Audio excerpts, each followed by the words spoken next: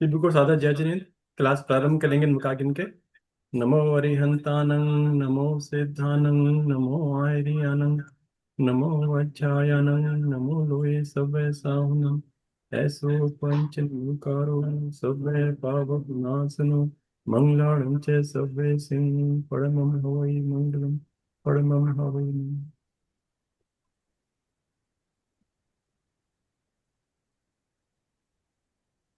देव गुरु की कृपा से जो कुछ मैंने समझा है जाना है, उसी के अनुसार आपके साथ चर्चा करने का भाव रखूंगा। अभी तक हमने श्रावक के 6 व्रत पूर्ण किए। 7वां व्रत आज हम प्रारंभ करेंगे। मैंने पहले भी बताया था, पहले के 5 अणुव्रत कहलाते हैं और उसके बाद के 3 व्रत गुण व्रत कहलाते हैं। तो इसी गुण व्रत की श्रृंखला में हमने पिछली बार छठा दिशा परिमाण व्रत पूर्ण किया। आज हमारा विषय 7वां उपभोग परिभोग परिमाण व्रत अर्थात दूसरा गुण व्रत सेकंड गुण व्रत प्रारंभ करने का। गुण व्रत के विषय में हमने पहले समझा था कि गुण तत्व होते क्या है, इसकी क्या इंपॉर्टेंस है। इसको 1 मिनट भी आपको दोबारा रिपीट करता हूँ ताकि आज का संदर्भ आपको समझ में आए। गुण व्रत जो है हमारे पहले 5 अणु व्रत जो हमने ग्रहण करे हैं उनकी रक्षा करते हैं। जो मर्यादाएं हमने पहले के 5 अणु व्रत में करी, उन्हीं मर्यादाओं के साथ छठा सात आठवां तीनों ये गुण व्रत, उसके अंदर हमारी कर्मों की जो आने की श्रृंखला है, आश्रम है, उसको और कम करते हैं, मिनिमाइज करते हैं। अर्थात 3 गुण व्रत हमारे अनुव्रत में गुणात्मक विकास करते हैं। अर्थात मल्टीफोल्ड ग्रोथ हमें मिलती है। जितना सपोज करके 5 अणुव्रत के माध्यम से अगर आपने कर्मों का स्टॉक जितना भी आपने इकट्ठा किया या जितना आपने मर्यादा के कारण अपना संसार खोला रखा कर्म आश्रम के रूप में, उसके अंदर कई गुना कमी आ सकती है इन 3 गुण व्रतों के माध्यम से। जिस प्रकार छठे व्रत के अंदर हमने समझा, जितनी मर्यादा आपने पहले व्रत के अंदर अगर वनस्पति की थी, उसके बाद वो मर्यादा पूरे संपूर्ण लोक के लिए आपकी खुली थी। इसके बाद आपने जैसे जैसे छठे व्रत के अंदर अपनी दिशा मर्यादा को कम किया, जितना भी आपने रखा 100 50 500 किलोमीटर, उससे क्या हुआ, जितनी मर्यादा आपने पहले 5 अणुव्रत में रखी थी उससे वे और ज्यादा कम हो गए। इसी के अनुसार 7वें व्रत में हम देखेंगे, जितनी भी चीजें हमने अपनी भोग उपभोग की अलग अलग माध्यम से खोल रखी हैं, जैसे 5वें व्रत के अनुव्रत के माध्यम से हमने परिग्रह की बात की थी, क्योंकि इसका संदर्भ उस माध्यम से सबसे ज्यादा आपको दिखेगा इस आज 7वें गुण व्रत के अंदर। तो इस अपेक्षा से आप देखेंगे कि जितनी मर्यादा हमने पहले की कर रखी है, उसी मर्यादा के बेसिस के ऊपर आपकी कर्म बंधन घटते घटते बहुत कम रह सकते हैं। इसलिए इन व्रतों को समझना जरूरी है। और जैसे आप इसको समझेंगे तो आप देखेंगे किस प्रकार से हमारी कर्म की श्रृंखला हम कम कर सकते हैं इन छोटी छोटी बातों को ध्यान में रखकर। तो ये एक भूमिका है, इंट्रोडक्शन मैंने आपको दिया किस प्रकार से हम अपना कर्म बंधन कम करते जा सकते हैं। जितने भी नियम प्रत्याख्यान है पहले भी मैंने बताया था आपको, इन सभी का एक ही उद्देश्य है, अपनी आत्मा को कर्मों से हल्का करना। जो हमने कर्म पहले बांध ली है उसकी निर्जरा करना, और नए कर्म का आश्रय जो कर्मों के आने के रास्ते हैं उसमें हम कमी करते जाएं। ये हमारा हर नियम प्रत्याख्यान का लक्ष्य होता है। इसी श्रृंखला के अंदर श्रावक के 12 व्रत का विधान है, जिसमें आज हम 7वें व्रत पे चर्चा करेंगे। तो इस 7वें व्रत के अंदर इसका जो स्वरूप है थोड़ा सा पहले आपको बताने का प्रयास करूंगा, तो इसका जो मेन कंटेंट हम इसके बाद डिस्कस करते हैं। जैसे इसका नाम ही है उपभोग परिभोग परिमाण व्रत, इसमें आपके साथ 3 शब्द आए, उपभोग परिभोग और परिमाण। अर्थात परिमाण जहां पर भी जैन दर्शन में आता है, हमारे व्रत में आता है, उसका अर्थ है कि शावक शाविका की अपेक्षा हम बिना उसके रह नहीं सकते, संभव नहीं है जीवन यापन, इसलिए हम उसका परिमाण करते हैं। जिस प्रकार हम और आप संसार में हैं, संसार में रहने के कारण हमें अलग अलग चीजों को, वस्तुओं को, आइटम्स को यूज करने की आवश्यकता पड़ेगी ही। हमारे पास कोई इसका दूसरा रूप नहीं है। साधु साध्वी का परिग्रह अल्प होता है, बहुत कम वस्तु उनके पास होती हैं, सिर्फ धार्मिक सामग्री के रूप उपकरण के रूप में होती हैं, इसलिए वहां पर इस प्रकार का व्रत ग्रहण करने की आवश्यकता ही नहीं है। ये 5 अणुव्रत 5 महाव्रत मैंने पहले भी कई बार आपको डिस्कस किया। ये एक ही तराजू के दो पलड़े के अंदर है। इसके बाद के जितने श्रावक के हमने 5 के बाद 3 और 4 7 व्रत बनते हैं, ये बेसिकली 5 का ही एक्सटेंशन है। उसी की ही और ज्यादा डिटेल समझाने के लिए और उन उन पांचों की, और जैसे मैंने बोला, इनके क्वांटिफाई करने के लिए, आपके इनके गुणों को बढ़ाने के लिए ही। और इसको बेसिकली आप कह सकते हैं, जिसको बोलते हैं शिक्षा व्रत, आपको और बताते हैं किस प्रकार कि हम अपने जीवन को और अच्छा बेहतर बना सकते हैं। तो इसलिए है तो 5 ही। तो बेसिक इसलिए साधु के 5 और हमारे हमारे और आपके 12 होते हैं। तो यहाँ पर मैंने आपको इन 3 शब्दों के बारे में बताने के लिए प्रयास किया। उपभोग, परिभोग और परिमाण। परिमाण की मैंने आपको बताया, परिमाण का शब्द क्यों आता है, क्योंकि हम इसके बिना हमारा जीवन संभव नहीं है। किस प्रकार हम आगे मर्यादा करेंगे, आगे इसकी बात आप समझ सकते हैं। आ रही बात उपभोग और परिभोग की कि इसका अर्थ क्या है, ये यहाँ पे हम लोग इसका क्या मीनिंग समझ सकते हैं, ये हम आज का डिस्कशन करेंगे। टेक्निकली अगर मैं आपको बताऊं, तो ये जो इस 7वां व्रत है, ये 2 पार्ट्स में है, part A part B. Part A के अंदर 26 बलों की मर्यादा बताई, जो उपभोग परिभोग की वस्तुएं हम आगे समझेंगे। उन सबको इकट्ठा कर कर एक कैटेगरी बना दी गई, एक नाम दे दिया गया 26 बोल। 26 बोलों का अर्थ है 26 कैटेगरी। 26 कैटेगरी में आइटम्स क्लासिफाई कर दी गई, किस प्रकार से आप अपनी अपनी इन आइटम्स की मर्यादा कर सकते हैं और अपने जीवन चला सकते हैं। सेकंड आ गया बी पार्ट। बी पार्ट के अंदर यह है कि इंडस्ट्री, ये जो 26 बोलों में जो भी आइटम आएंगी, उनको बनाने में जो कर्म बंधन होता है बनाने का, तो वो काम शावक शाविका ना करे, उसके लिए इनको बोला कर्मदान। कुछ काम ऐसे होते हैं जहां पर बेसिकली उनको बनाने में क्रिया कम लगती है, कर्म बंधन कम होता है। और कुछ चीजें ऐसी होती हैं जहां पर उसका उसको बनाने में, उसकी मैन्युफैक्चर करने में, उसकी इंडस्ट्री के अंदर हिंसा बहुत ज्यादा होती है, उसको बोलते हैं कर्मादान। तो ये पार्ट ए के अंदर 26 बोल की मर्यादा का कंसेप्ट चलेगा, और पार्ट बी के अंदर हम बात करेंगे 15 कर्मदान की। तो मैंने आपको भूमिका बताई, तो ये व्रत जो है इन 2 पॉइंट्स पे चलेगा। लेकिन 2 पॉइंट्स पे आने से पहले मैं थोड़ा डिस्क्राइब करूंगा, आपको बताना चाहूंगा कि ये उपभोग परिभोग किस प्रकार से हमारा आवश्यक है और किस किस प्रकार से इसका मीनिंग और इसका अर्थ हम समझ सकते हैं। सबसे पहले हम समझेंगे कि उपभोग और परिभोग में अंतर क्या, और इसकी डेफिनेशन क्या, इसकी परिभाषा क्या। सबसे पहले आपसे समझे कि उपभोग का अर्थ बेसिकली है वन टाइम यूज, एक बार यूज करना। जिस प्रकार आपने भोजन सामग्री, कोई भी आपने सपोज आपने आपने रोटी बनाई है, भोजन तैयार किया है, आपने दूध पानी है, कोई भी चीज है, आप इस चीज को एक ही बार यूज कर सकते हो ना। अगर आपने एक बार भोजन जो भी था सेवन कर दिया, तो उसके बाद तो आपके पास बचता ही नहीं कि आपको दोबारा रीयूज कर सको, दोबारा इसको आप कुछ कर सको। तो इसलिए इसको बोला जाता है एक बार भोगा जाता है। आहार है अन्न पानी दूध मेवा, जितने भी फ्रूट्स इत्यादि चीजें हैं, ये हम सब एक ही बार यूज कर पाते हैं, दोबारा की ऑप्शन ही नहीं आती, दोबारा तो वेस्ट हो चुका होता है।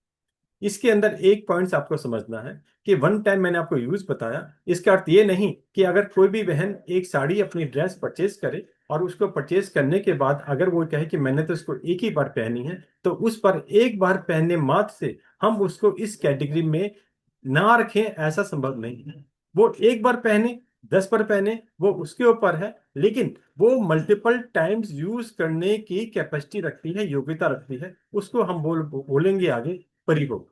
तो अभी तो मेरा पॉइंट उपभोग का था। मैंने आपको सिंपल ये बताना चाहा कि अगर आपने कोई मल्टीपल यूज की आइटम एक बार यूज करी, तो उसको मैं ये नहीं बोलूंगा वो सिंगल यूज आइटम। उसका कंसेप्ट तो उसका यही रहेगा कि वो मल्टीपल यूज आइटम है, इसको ध्यान रखना पड़ेगा। चाहे आपने अपने इंटरेस्ट के कारण से उसको एक ही बार पहना, या आपकी फाइनेंशियल कैपेबिलिटी है, आप चाहते हैं कि मैं तो एक बार पहन के दोबारा यूज नहीं करना, तो उससे ऐसा करने के बावजूद उसकी कैटेगरी चेंज नहीं होगी, उसको हम परिभोग में ही गिनेंगे। ठीक है। अब कहते हैं परिभोग का मीनिंग क्या। वैसे मैंने आपको ऑलरेडी डिफाइन कर दिया, अपने इसी एग्जांपल से आपको समझ सकते हैं। जितने भी हमारी चीजें हैं, हमारे घरों में जितनी भी आइटम्स होती हैं, चाहे वो फर्नीचर की हो, चाहे हमारे ड्रेसेस हो, या जितनी भी किचन में जो भी आइटम्स होती हैं, किचन मीन्स आपके यूटेंसिल्स वगैरह, जितने बर्तन इत्यादि हैं, ठीक है ना, तो जितने प्लेट्स हैं, ये सारी मल्टीपल बार यूज करने की चीजें होती हैं। अगर आपने अपने घर के लिए 5 बेडशीट परचेज करी हैं, तो 5 बेडशीट को आप एक एक बेडशीट को आप 10 20 50 बार यूज कर सकते हैं। इसी प्रकार आपने कोई टेबल या कोई बेड परचेज किया है, तो वो भी सालों साल चलता है, मल्टीपल यूज की आइटम कहलाती है। तो इस प्रकार परिभोग का मतलब है वो सारी इसमें आइटम्स आएंगी जो मल्टीपल टाइम हम यूज कर सकते हैं, जिसको मैंने आपको बताया। जितने भी फर्नीचर फिक्सर इत्यादि है, किचन की आइटम है, ये सभी बेसिकली जितनी भी आइटम है वो सारी परिभोग में बताई गई है। इसके बाद इनकी डिटेल जो आएगी, हम 26 बोलों के माध्यम से आगे आगे इसको समझने का प्रयास करेंगे। अब पॉइंट ये हो सकता है कि मैंने आपको बताया कि इसको गुण व्रत कहते हैं, ठीक है।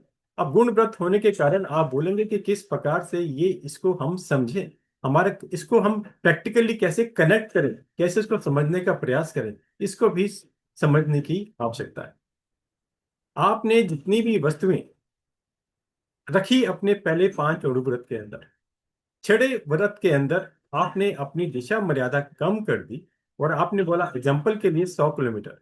मीनिंग ये हुआ कि 100 किलोमीटर के अंदर जितनी भी वो वस्तुएं अवेलेबल हैं, वो सब आपकी खुली हैं, वो आप उसको यूज कर सकते हैं। यूज करने के बाद आपको उसकी क्रिया लगेगी। पॉइंट ये है कि बेसिकली 7वें व्रत से कनेक्शन क्या हुआ, इसका कनेक्शन ये हुआ, अगर आप जैसे आगे 26 बोल की मर्यादा में इसकी मर्यादा करेंगे, उसमें ये होगा कि आपके 100 किलोमीटर में होने के बावजूद उन आइटम्स में से अगर आपने सिलेक्ट कर ली 20 30 50 100, तो आपको उन 100 वस्तुओं की आइटम्स की ही क्रिया लगेगी, शेष की नहीं लगेगी। ये इस हमारा 7वें व्रत को समझने का कंसेप्ट है। किस प्रकार से हमारे गुण व्रत हमने बोला, कि जिस प्रकार मैंने आपको वनस्पति का एग्जाम्पल देकर समझाया था, संपूर्ण लोक की वनस्पति, फिर हमें दिशा मर्यादा में उसके हमने 100 किलोमीटर की वनस्पति के अंदर की सभी क्रिया बता दी। अब मैं आपको बोलूं कि 7वें व्रत के अंदर आप इसके अंदर और कम किस प्रकार कर सकते हैं। आप कहेंगे मुझे तो 10 12 आइटम ही खानी होती हैं, मुझे सेवन करनी होती हैं, तो मैं इतनी लंबी लिस्ट क्यों करूं। मैं तो अपनी 100 की लिस्ट को भी 20 की लिस्ट में लेके आ सकती हूँ, मैं इसको और कम कर सकती हूँ। तो इस प्रकार जैसे जैसे आपका चिंतन चलेगा, आपको कर्मों से भय लगेगा, आपको मुक्ति और मोक्ष पे जाने के ऊपर आपको जल्दी होगी, आपके दिमाग में मुझे जल्दी मोक्ष जाना है। तो जब इस प्रकार का आपका माइंड के अंदर चीजें चलेंगी, आप देखेंगे आपका एक एक पॉइंट के अंदर कर्म बंधन आपको कम होता दिखाई देगा। तो यही इस व्रत का मेन स्वरूप है कि किस प्रकार से हम अपने आप को कर्म बंधन से बचाने के लिए अलग अलग रूप से अपनी क्रियाएं करके अब से बच सकते हैं।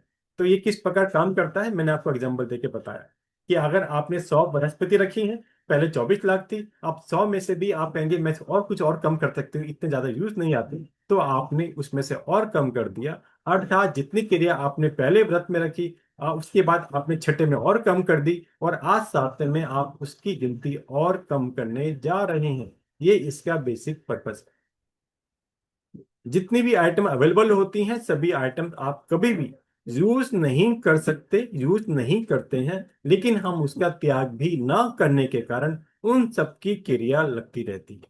वो बात अलग है कि हमने जितनी एक एक व्रत के अंदर मर्यादा करते जा रहे हैं, हम कर्म बंधन अपना घटाते जा रहे हैं, मिनिमाइज करते जा रहे हैं, फिर भी उसके बाद भी इन्हें और कम करने की गुंजाइश पॉसिबिलिटी रहती है। तो आप अगर सतर्क रहते हैं, कॉशियस रहते हैं, तो आप देखेंगे आप किस किस प्रकार से अपने आप को कर्म बंधन से बचाने में सफल हो सकते हैं। वस्तुओं का भोग भोग कर कोई भी व्यक्ति इस संसार में आज तक सुखी नहीं हुआ। हम सुखी बनना चाहते हैं, होना चाहते हैं, लेकिन अगर हम एक कदम आगे नहीं बढ़ाएंगे, सुखी कैसे होंगे। पहले ये समझ लें, दो शब्द आते हैं, एक सुख एक साता। हम आम तौर पर जब सुख बोलते हैं, हमें सुख मिले, सुख तो मेरी बहनों आत्मा का होता है, शरीर का होता ही नहीं।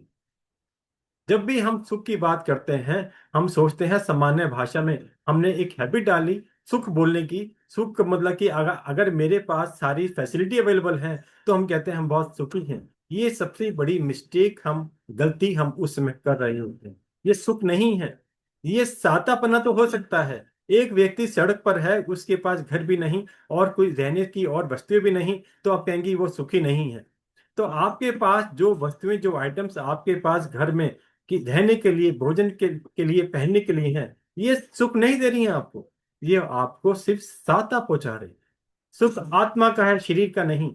और अगर मैं आत्मा का सुख चाहिए, तो हमें कर्म के बंधन से बचना पड़ेगा। जिस प्रकार भगवान महावीर ने तीर्थंकर हमारे जिसका हमारा शासन चल रहा है, अपने शरीर को छद्मस्त काल में 12.5 वर्ष के अंदर अपनी साधना के अंदर अपने शरीर को ही गुरुदेव फरमाते हैं कि एक प्रयोगशाला बना दिया, लेबोरेटरी बना दी। और इस 12.5 वर्ष के अंदर अपनी मौन साधना, अपनी एकांत की साधना करते करते इस प्रकार से उन्होंने अंतिम समय में 12.5 वर्ष पश्चात छद्मस्त काल के अंतिम समय में केवल ज्ञान केवल दर्शन को प्राप्त। उनके पास कितनी वस्तुएं थी इस 12.5 साल, इस साधना काल में कितनी आइटम उन्होंने कलेक्ट करी। तो हमें यह समझना है हम क्या कर रहे हैं। हमें जैसे जैसे हम अपने आप को ये समझे सुख अलग है और साता अलग है। पहली बात तो ये माइंड में आज क्लियर कर लेना कि हमें बेसिकली सुख नहीं, हमें साता चाहिए या सुख चाहिए। हम चाहते तो सुख है, लेकिन सब क्रिया साता की करते हैं, हम पुण्य की करते हैं, लेकिन इनसे हमें सुख मिलने वाला नहीं है। आत्मिक सुख मिलने के लिए हमें उस आत्मिक सुख के रास्ते पर चलना पड़ेगा। कर्मों के आने के रास्ते के आश्रफ को हमें रोकना पड़ेगा, कर्मों के निर्जर को बढ़ाना पड़ेगा, तब हम सुखी बनने के रास्ते पर चल सकते हैं। तो इसलिए जितने भी संसारिक चीजें हम लोग कर रहे हैं, जितने भी हम लोग आज शरीर के पोषण के काम कर रहे हैं, ये सभी साता बनने की क्रियाएं हैं। आज हम जितने भी व्यापार करें, जितने भी फाइनेंशियल अर्निंग के काम करें, ये सभी चीजें सिर्फ हमें साता दे सकती हैं, सुख नहीं।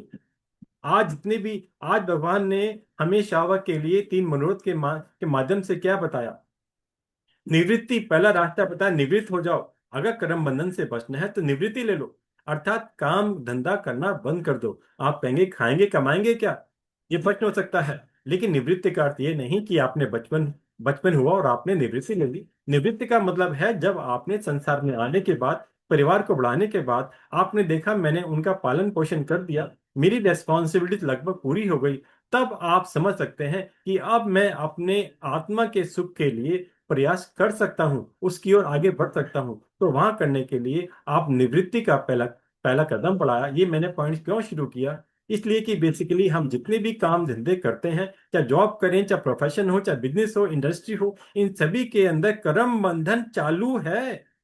इसमें किसी में भी कर्म बंधन से हम बचते नहीं हैं, क्योंकि ये सब चीजें हमारे नाम में, हमारे अकाउंट में चलती। अगर बेसिकली कोई भी फर्म के अंदर, कोई भी किसी बिजनेस के अंदर नाम आपका है, कर दूसरा रहा है, समझ लेना आप उसकी क्रिया से बचे नहीं हैं। क्या वो कार्य करे या ना करे, आपकी क्रिया लग रही है, क्योंकि आपके नाम से ही हेडिंग चल रहा है। इसको ध्यान रखना है। घर के अंदर अगर कोई भी परिवार में आपका नाम यूज करता है, तो सबसे पहले उससे बचने का प्रयास करें, कोशिश करें कि आपका नाम उसमें इन्वॉल्व ना हो। अगर अगर ऐसी आपकी परिस्थिति है, आप कुछ ज्यादा नहीं कर सकते हैं, तो गुरुदेवों से, गुरु भगवंतों के माध्यम से एक नियम अगाड़ लेके रखें कि मेरा स्मार्ट नाम कहीं घर में हो सकता है, किसी बिजनेस में हो सकता है, लेकिन मेरा उस क्रिया से कोई रिलेशन नहीं है, मेरा उसका त्याग है। इस प्रकार करके आप अपने आप को निवृत्ति जैसे भावों में लाने का प्रयास कर सकते हैं। ठीक है ना, करके पूर्णतः हो ना हो आपने प्रयास किया। ये सब बातें मैं आपको क्यों बता रहा हूं, क्योंकि मैंने बोला कि दूसरा पॉइंट आज का वो था व्यापार धंधे की अपेक्षा से। तो ये सारे पॉइंट जो बता रहा हूं, ये कहीं ना कहीं रिलेशनशिप रखते हैं बी पार्ट से। तो मैं आपको जैसे चलते चलते कोई बात आती है तो आपको रूप में आपको बता देता हूं। तो आपको ये ध्यान रखना है कि हमें जब तक हम निवृत्ति में नहीं आएंगे, हम कर्म बंधन से नहीं बच पाएंगे, और कर्म बंधन नहीं से बच पाएंगे तो हमारी क्रिया, हमारा संसार बढ़ता ही है, घट नहीं सकता। इसको ध्यान करें। ये बात मैंने आपको क्यों प्रारंभ करी, मैंने आपको बताने का प्रयास किया। सुख और साधना की बात प्रारंभ हुई थी, तो जितने भी हम लोग अर्निंग सोर्स हैं, ये हमें साता तो दे सकता है। जिनके पास वो चीजें नहीं है, उनके कंपैरिजन हमें साता मिल सकती है, क्योंकि हमारे पास वो सुविधा अवेलेबल है, वो फैसिलिटी अवेलेबल है। एक व्यक्ति के पास घर नहीं है, आपके पास घर है, तो आपको ये साता प्रदान कर रहा है। एक व्यक्ति का घर अपना है, एक का रेंट का है, तो जिसका अपना है उसको थोड़ा साता पहुंचा रहा है कि मुझे मंथली रेंट नहीं देना पड़ता। आपके घर में और फैसिलिटी है, आपके पास अर्निंग के लिए जो भी सफिशिएंट अमाउंट रिजर्व में रखा है, तो आपको अर्निंग की बाबत टेंशन नहीं है। ये आपको जो आपका एकोमुलेटेड आपके पास पैसा है, बैंक में पड़ा है या घर में रखा है, ये आपको साता दे रहा है। तो पहले समझ लें, अभी तक हमने जितने भी आपको बताया, घर की बात बताई, रहने के लिए बात बताई, तो और घर की फैसिलिटी की बात बताई, या पैसे की बात बताई, ये आपको सिर्फ सहायता दे रही हैं, ये आपको सुख नहीं दे रही हैं। सुख आत्मा का होता है, शरीर का नहीं होता। सबसे पहले इसको समझ लेना, इसमें भूल मत करना। जब भी हम सुख की बात करते हैं तो उसके अंदर हम हमेशा आत्मा का ही कंसेप्ट कंसेप्ट माइंड में होना चाहिए कि सुख मतलब आत्मा का, शरीर का सहायता होती है, सुख नहीं होता। इस बात को आज अपने आप को माइंड में फिक्स कर लेना कि दो अलग अलग चीजें हैं। लेकिन हम आज की डेट में हम शरीर के जो सहायता है उसको सुख बोलते हैं, और यहीं पर हम भ्रमित हो जाते हैं। कोई अगर गुरुदेव आपसे पूछे, हाँ भी सब ठीक ठाक है, सब सुखी, हाँ गुरुदेव सब सुख सहायता आपकी कृपा है, तो वहां पर भी हम फैसिलिटी को, सहायता को सुख के नाम से बोल देते हैं। हम वहां ये नहीं कहेंगे गुरुदेव आज हमारी धर्म क्रिया कितनी चल रही है, कुछ हमें नियम प्रत्यखन और कराओ, हमारी साधना और बढ़े, हम कर्म बंधन से और बच सके, हमारी निर्जरा बढ़ सके। हम इसकी बात ही नहीं करते। तो इसलिए इस बात को समझना है कि सुख अलग है, साता अलग है। जब तक यह बात हम नहीं समझेंगे तो हम आगे की मंजिल पर सही रूप से आगे नहीं बढ़ सकते। मैंने आपको भगवान का उदाहरण देकर समझाया। 12.5 वर्ष की अपनी छद्मस्त काल के साधना में भगवान ने अपने शरीर को ही लेबोरेटरी बना दिया, प्रयोगशाला बना दिया, और अलग अलग प्रकार से साधना करके, अपने परिश्रम को सहन करके, अपने कर्मों को खपाकर केवल ज्ञान, केवल दर्शन को प्राप्त किया। और उस केवल ज्ञान, केवल दर्शन को प्राप्त करने के बाद उसी केवल ज्ञान के माध्यम से भगवान ने जो प्रत्यक्ष देखकर, जो जो भी संसार के रूप में उस ज्ञान में देखा, उसी को अपनी जिनवाणी के रूप में हम और आपके सामने फरमाया, जिसको गणधरों ने सूत्रों के माध्यम से हमारे आगम के नाम से गुंथित किया, जो आज हमारी धरोहर है, जिसको हम माध्यम बनाकर अपनी धर्म साधना आज हम सभी कर रहे हैं। तो इस प्रकार मैंने आपको इसका स्वरूप बताने का प्रयास किया, किस प्रकार से उपभोग परिभोग का अर्थ समझ सकते हो। अब इसी उपभोग परिभोग के कंसेप्ट में 3 पॉइंट से आप और द्वारा एक आपको नया पॉइंट और बताने का प्रयास करूंगा कि ये कंसेप्ट क्यों जरूरी है। अभी मैंने आपको शुरू में कहा था कि इस 7वें व्रत में हमने नाम रखा उपभोग परिभोग परिमाण। मैंने आपको कहा था परिमाण का अर्थ है कि इसके बिना हमारा संसार नहीं चल सकता, हमारा संसार अवस्था में संभव नहीं, इसलिए हम परिमाण करते हैं। अब परिमाण क्यों करते हैं वो 3 पॉइंट के माध्यम से आपको बताने का प्रयास करता हूं। पहला पॉइंट है शरीर की रक्षा के लिए। अब यहां शरीर की रक्षा का क्या मतलब? आचार्य सूत्र के अंदर साधक के लिए 6 कारण से आहार करना बताया गया, अर्थात भोजन करना के 6 कारण आचार्य सूत्र में बताए। मैं आपको पूरा डिस्क्रिप्शन नहीं बताऊंगा, सिर्फ पिन पॉइंट, जो पॉइंट हमारे लिए रेलिवेंट है उसी पॉइंट को आप आपके साथ शेयर करूंगा। उसमें से एक पॉइंट आता है जीवित रहने के लिए, अर्थात शरीर को धर्म साधन के योग्य बनाए रखने के लिए। हमारे साधु साध्वी, पहले ये समझ लेना, मैंने पहले भी आपको पहले अनुव्रत ने बताया था, हम शावक शाविका भी साधक हैं।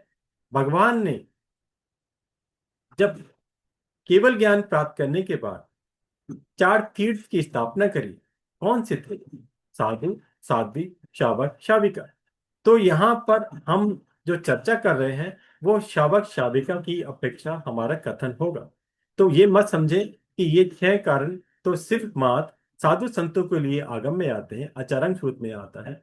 जो बात साधुओं के लिए, साध्वियों के लिए आगम में बताई गई, कभी ये मत कहना, मत सोचना कि इसका तो हमसे कोई रिलेशनशिप है ही नहीं। ऐसा कभी नहीं होता।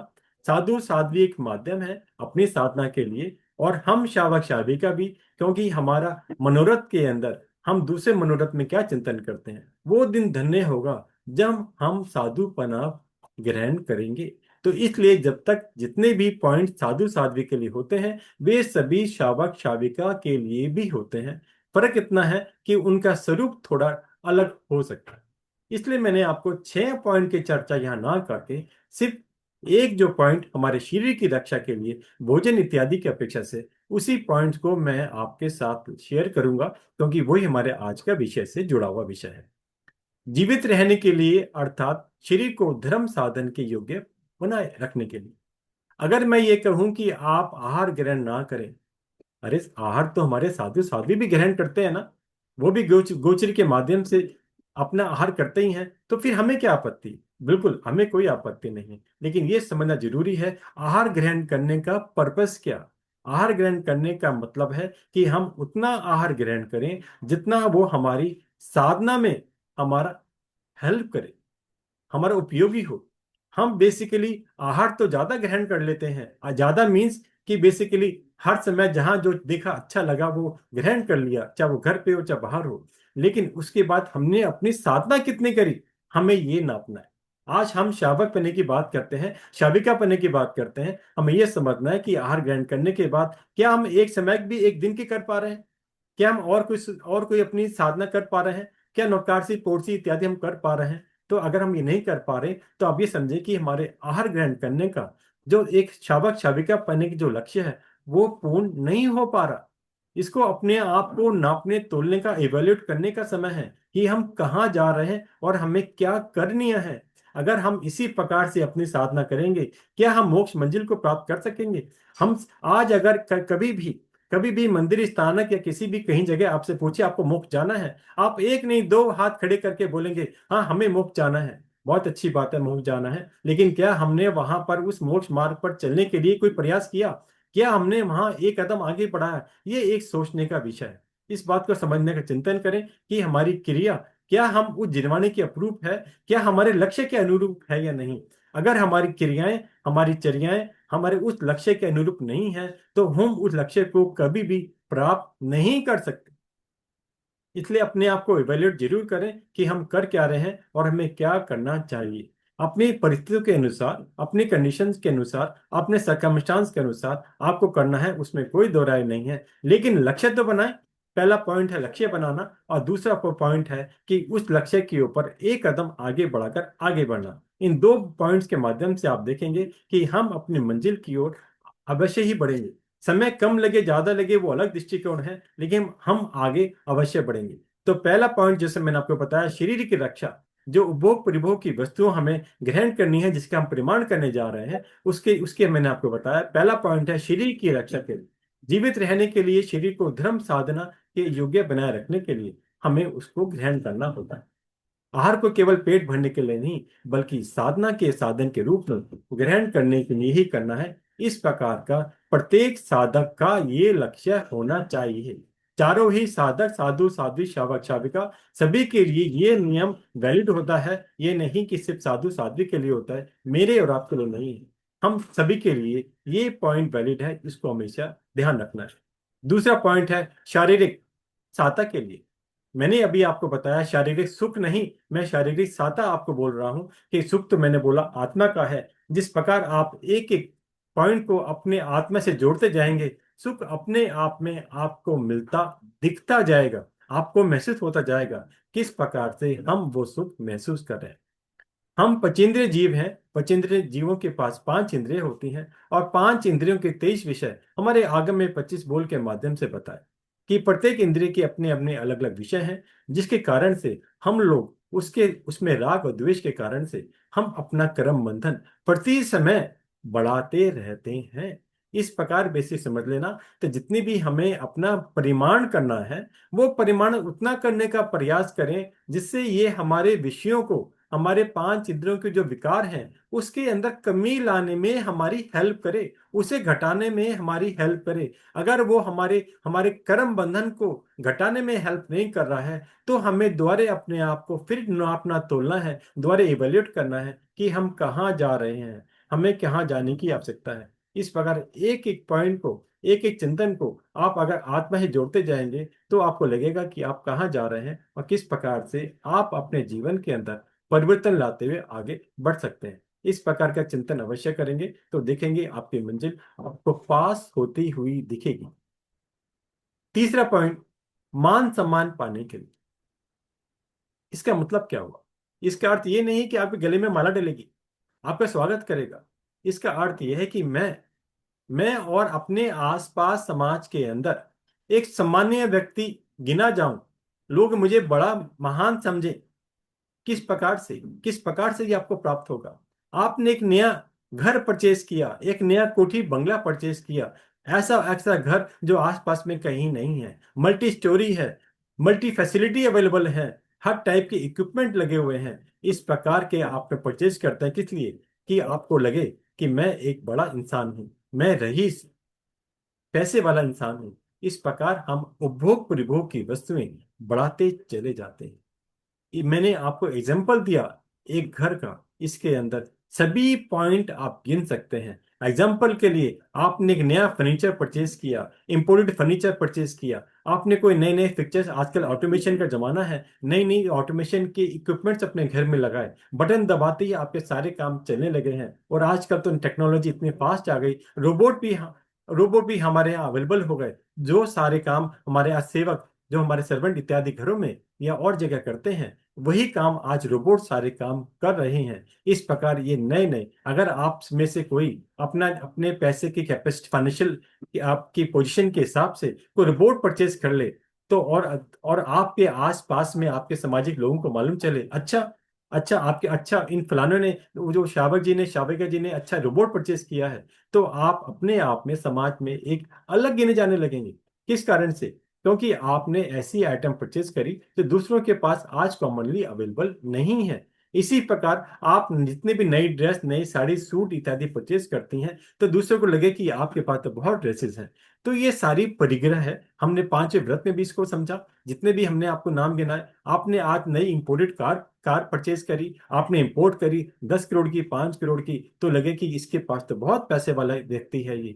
तो ये सारी चीजें हम जब उपभोग प्रभोग बढ़ाते हैं, ये मान सम्मान पाने की इच्छा अपने आप मन में घर कर जाती है, स्टोर हो जाती है, और आपके माइंड में ये पॉइंट आ जाता है कि इस मैं अगर ये चीज होंगी, तो आप ये भूल जाते हैं। जिस समय हम उपभोग प्रभोग बढ़ाते हैं, आप भूल जाते हैं कि मेरा करमबंधन का स्टॉक कहाँ जा रहा है। वहां मैं अगर अगर केवल ज्ञानियों के ज्ञान में मेरी स्थिति घट रही है या बढ़ रही है, अर्थात मेरा परिग्रह कम हो रहा है या ज्यादा हो रहा है, मेरा करम बंधन कम हो रहा है ज्यादा हो रहा है, ये पॉइंट तो हमारा आता ही नहीं।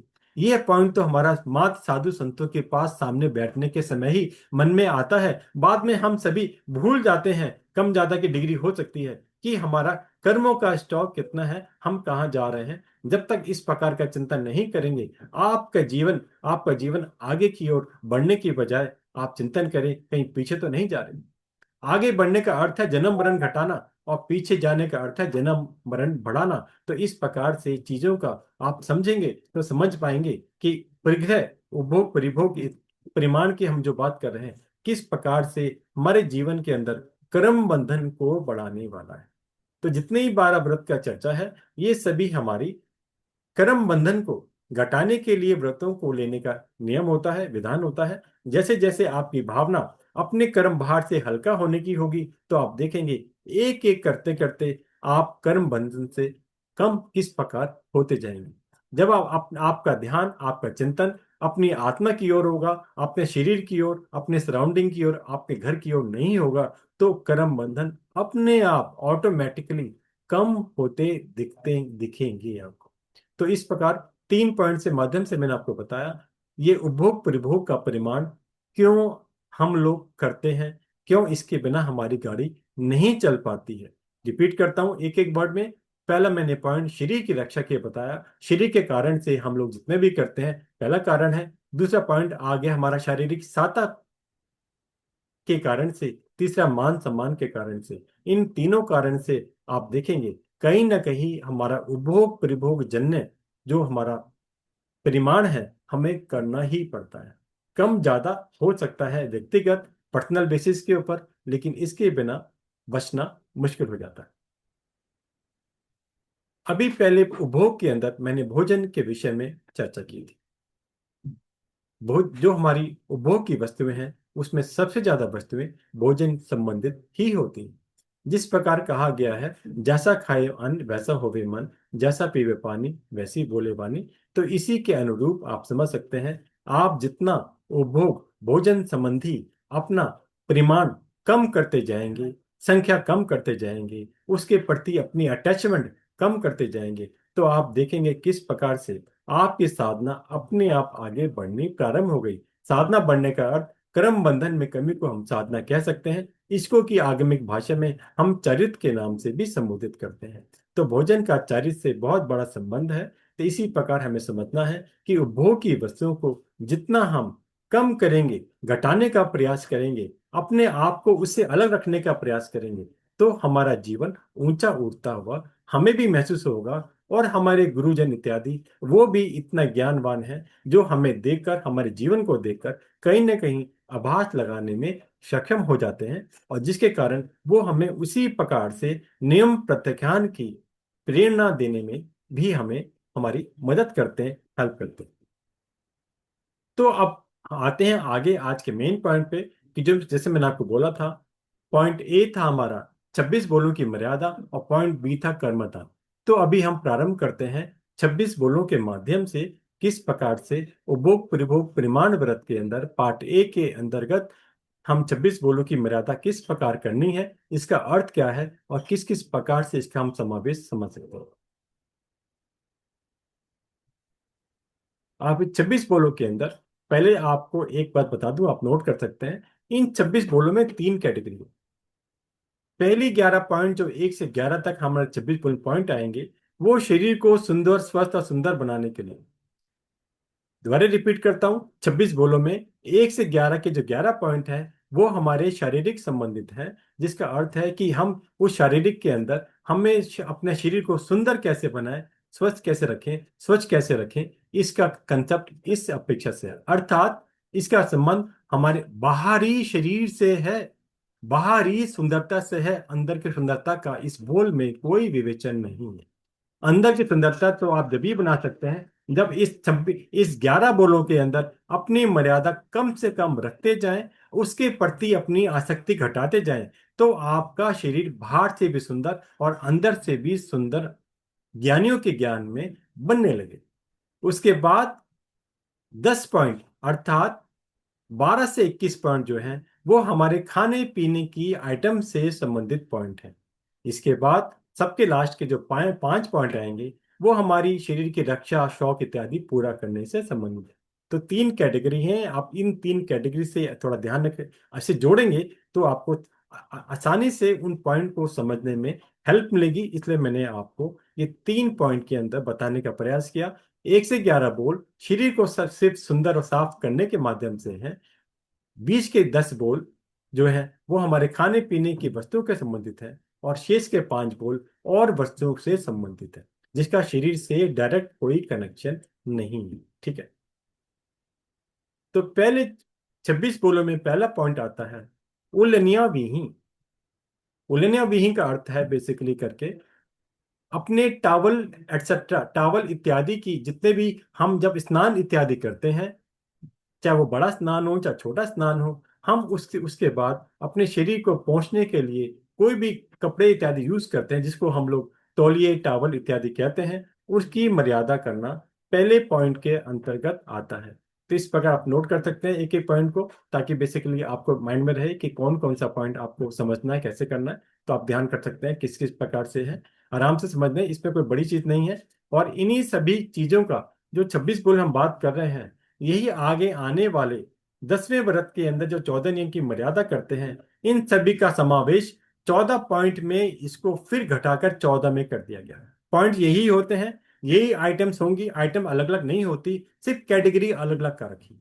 यहाँ पर हमने 26 पॉइंट के माध्यम से बात करी, वहां पर उसी चीज को हम 14 पॉइंट के माध्यम से क्लासिफाई करेंगे, और वहां पर ये सभी चीजें अलग अलग तरीके से इंक्लूड होंगी। समझने की बात है, ये नाम भी इसलिए बताए जा रहे हैं समझाने के लिए, ताकि आप समझ सकें कहाँ कहाँ आपको ध्यान देने की आवश्यकता है, कहाँ कहाँ आप फोकस करके अपने आप को समझ सकते हैं, किस प्रकार से हम अपने आप को और ज्यादा लिमिट कर सकेंगे, इस प्रकार से आप इसको जान सकते हैं। ठीक है ना। तो पहला पॉइंट मैंने आपको बताया उलनिया विहीन, अर्थात शरीर पहुंचने के जितने भी मेटेरियल है, तौलिए हैं, रुमाल है, आपके टावल हैं, ये सब पहले पॉइंट के अंदर आपको मर्यादा करनी है। ये ध्यान करना, जो 7वां व्रत की हम लोग बात कर रहे हैं, ये व्रत आजीवन के लिए हम लोग ग्रहण करते हैं, और इसको और संख्या परिमाण को घटाना हमारे 10वें व्रत का एक दिन के नियम में आएगा। ये नियम आप जो आज आप मर्यादा आप करेंगे, अलग अलग भर सकते हैं अपनी डायरी में, अपनी बुक के अंदर, वो मर्यादा होती यहाँ पर जीवन की है, लाइफ टाइम की होती है। इसलिए कई बार आप मर्यादा ज्यादा भी रख लेते हैं, लेकिन घबराने की बात इसलिए नहीं है क्योंकि हमारे पास भगवान ने एक एग्जाम्पल, एक साधन दिया, 14 नियम, जिसको हम 10वां व्रत बोलेंगे। आगे 10वें व्रत में हम लोग इसको चर्चा करेंगे। उसके माध्यम से आप अपनी संख्या, अपना परिमाण एक दिन के लिए जो भी मिनिमम चाहें वो रख पाएंगे और आपको क्रिया उस मिनिमम वाले की लगेगी। लेकिन अगर आपने 26 बोलों में जो मर्यादा ज्यादा करके भरी कि मुझे कहीं और ज्यादा यूज ना करना पड़े, कोई बाधा नहीं, कम से कम जितने भी असंख्यात वस्तुएं हैं संसार के अंदर, आपने अगर 150 करी तो आपने अपना परिग्रह, अपना कर्मबंधन 150 ही रखा है। लेकिन उन 150 के अंदर भी आप अगर देखेंगे तो आपकी हो सकती है 10-5 ही एक दिन में आपके काम में आए।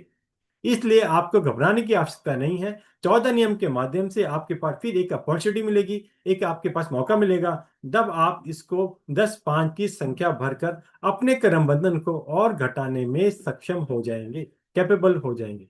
ठीक है ना? इस प्रकार से आप समझ सकते हैं किस प्रकार से आपको भरना है। ज्यादा संख्या मैंने इसलिए मना करता हूं, ज्यादा आपने संख्या भरी तो इसमें कई बार क्या करते हैं हम लोग, सोचते ही नहीं, हम लोग अंदाजा भी नहीं लगाते कि हमारी ये किस प्रकार से लगने की संभावना है या नहीं। एक काम करते हैं ना, 100 की लिख देते हैं।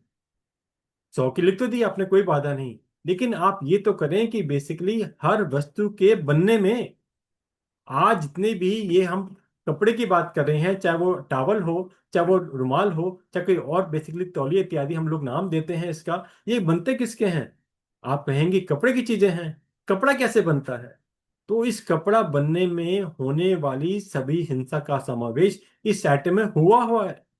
यहां तक कि पीछे एक बार मेरी गुनी जी से चर्चा चली, मुंह पट्टी का, मुंह वस्तिका की बात चली। मैंने कहा इसको हम ना धोने की पलटे अगर बेसिकली इसको चेंज कर लें, क्योंकि धोने में भी क्रिया लगेगी, साबुन यूज होगा, तो वो सारी फिर क्रिया लगेंगी। तो वहां पर उन्होंने मुझे बताया कि बेसिकली मेरा चिंतन एक दूसरे दृष्टिकोण से था। उन्होंने बोला कि इस उस कपड़ा, इस एक मुख वस्त्र का, जितने कपड़े को बनने में भी जितने हिंसा लगी, उतनी हिंसा को तो हम लोग कम से कम कुछ दिन के लिए और टाल सकते हैं ना। तो वो हमें टालने का प्रयास करना चाहिए। तो यहाँ मैंने कहने का प्रयास ये किया कि अपनी जितनी भी संख्या आपको भरनी है, जितना भी आपको परिमाण भरना है, आप फ्री हैं, आप जो चाहे अपनी अनुकूलता के अनुसार भर सकते हैं, लेकिन थोड़ा सोच समझ के भरें। उसमें होने वाली सारी हिंसा का पाप आप ही को लगने वाला है, किसी दूसरे को नहीं। आपने अगर आज 20 चावल रखे हैं, 20 हैंकी या 50 हैंकी रखे हैं, परचेज कर रहे हैं, स्टोर कर रहे हैं, तो बेसिकली उसके बनने में जो चीज लगी है वो सब आपके अकाउंट में है। बनाने वाले ने जो हिंसा करी उसका लक्ष्य तो सिंपल एक मनी मोटिव था, पैसा कमाना था। लेकिन वो अगर आप परचेज करने वाले नहीं होंगे तो वो भी अपनी प्रोडक्शन कम कर देगा।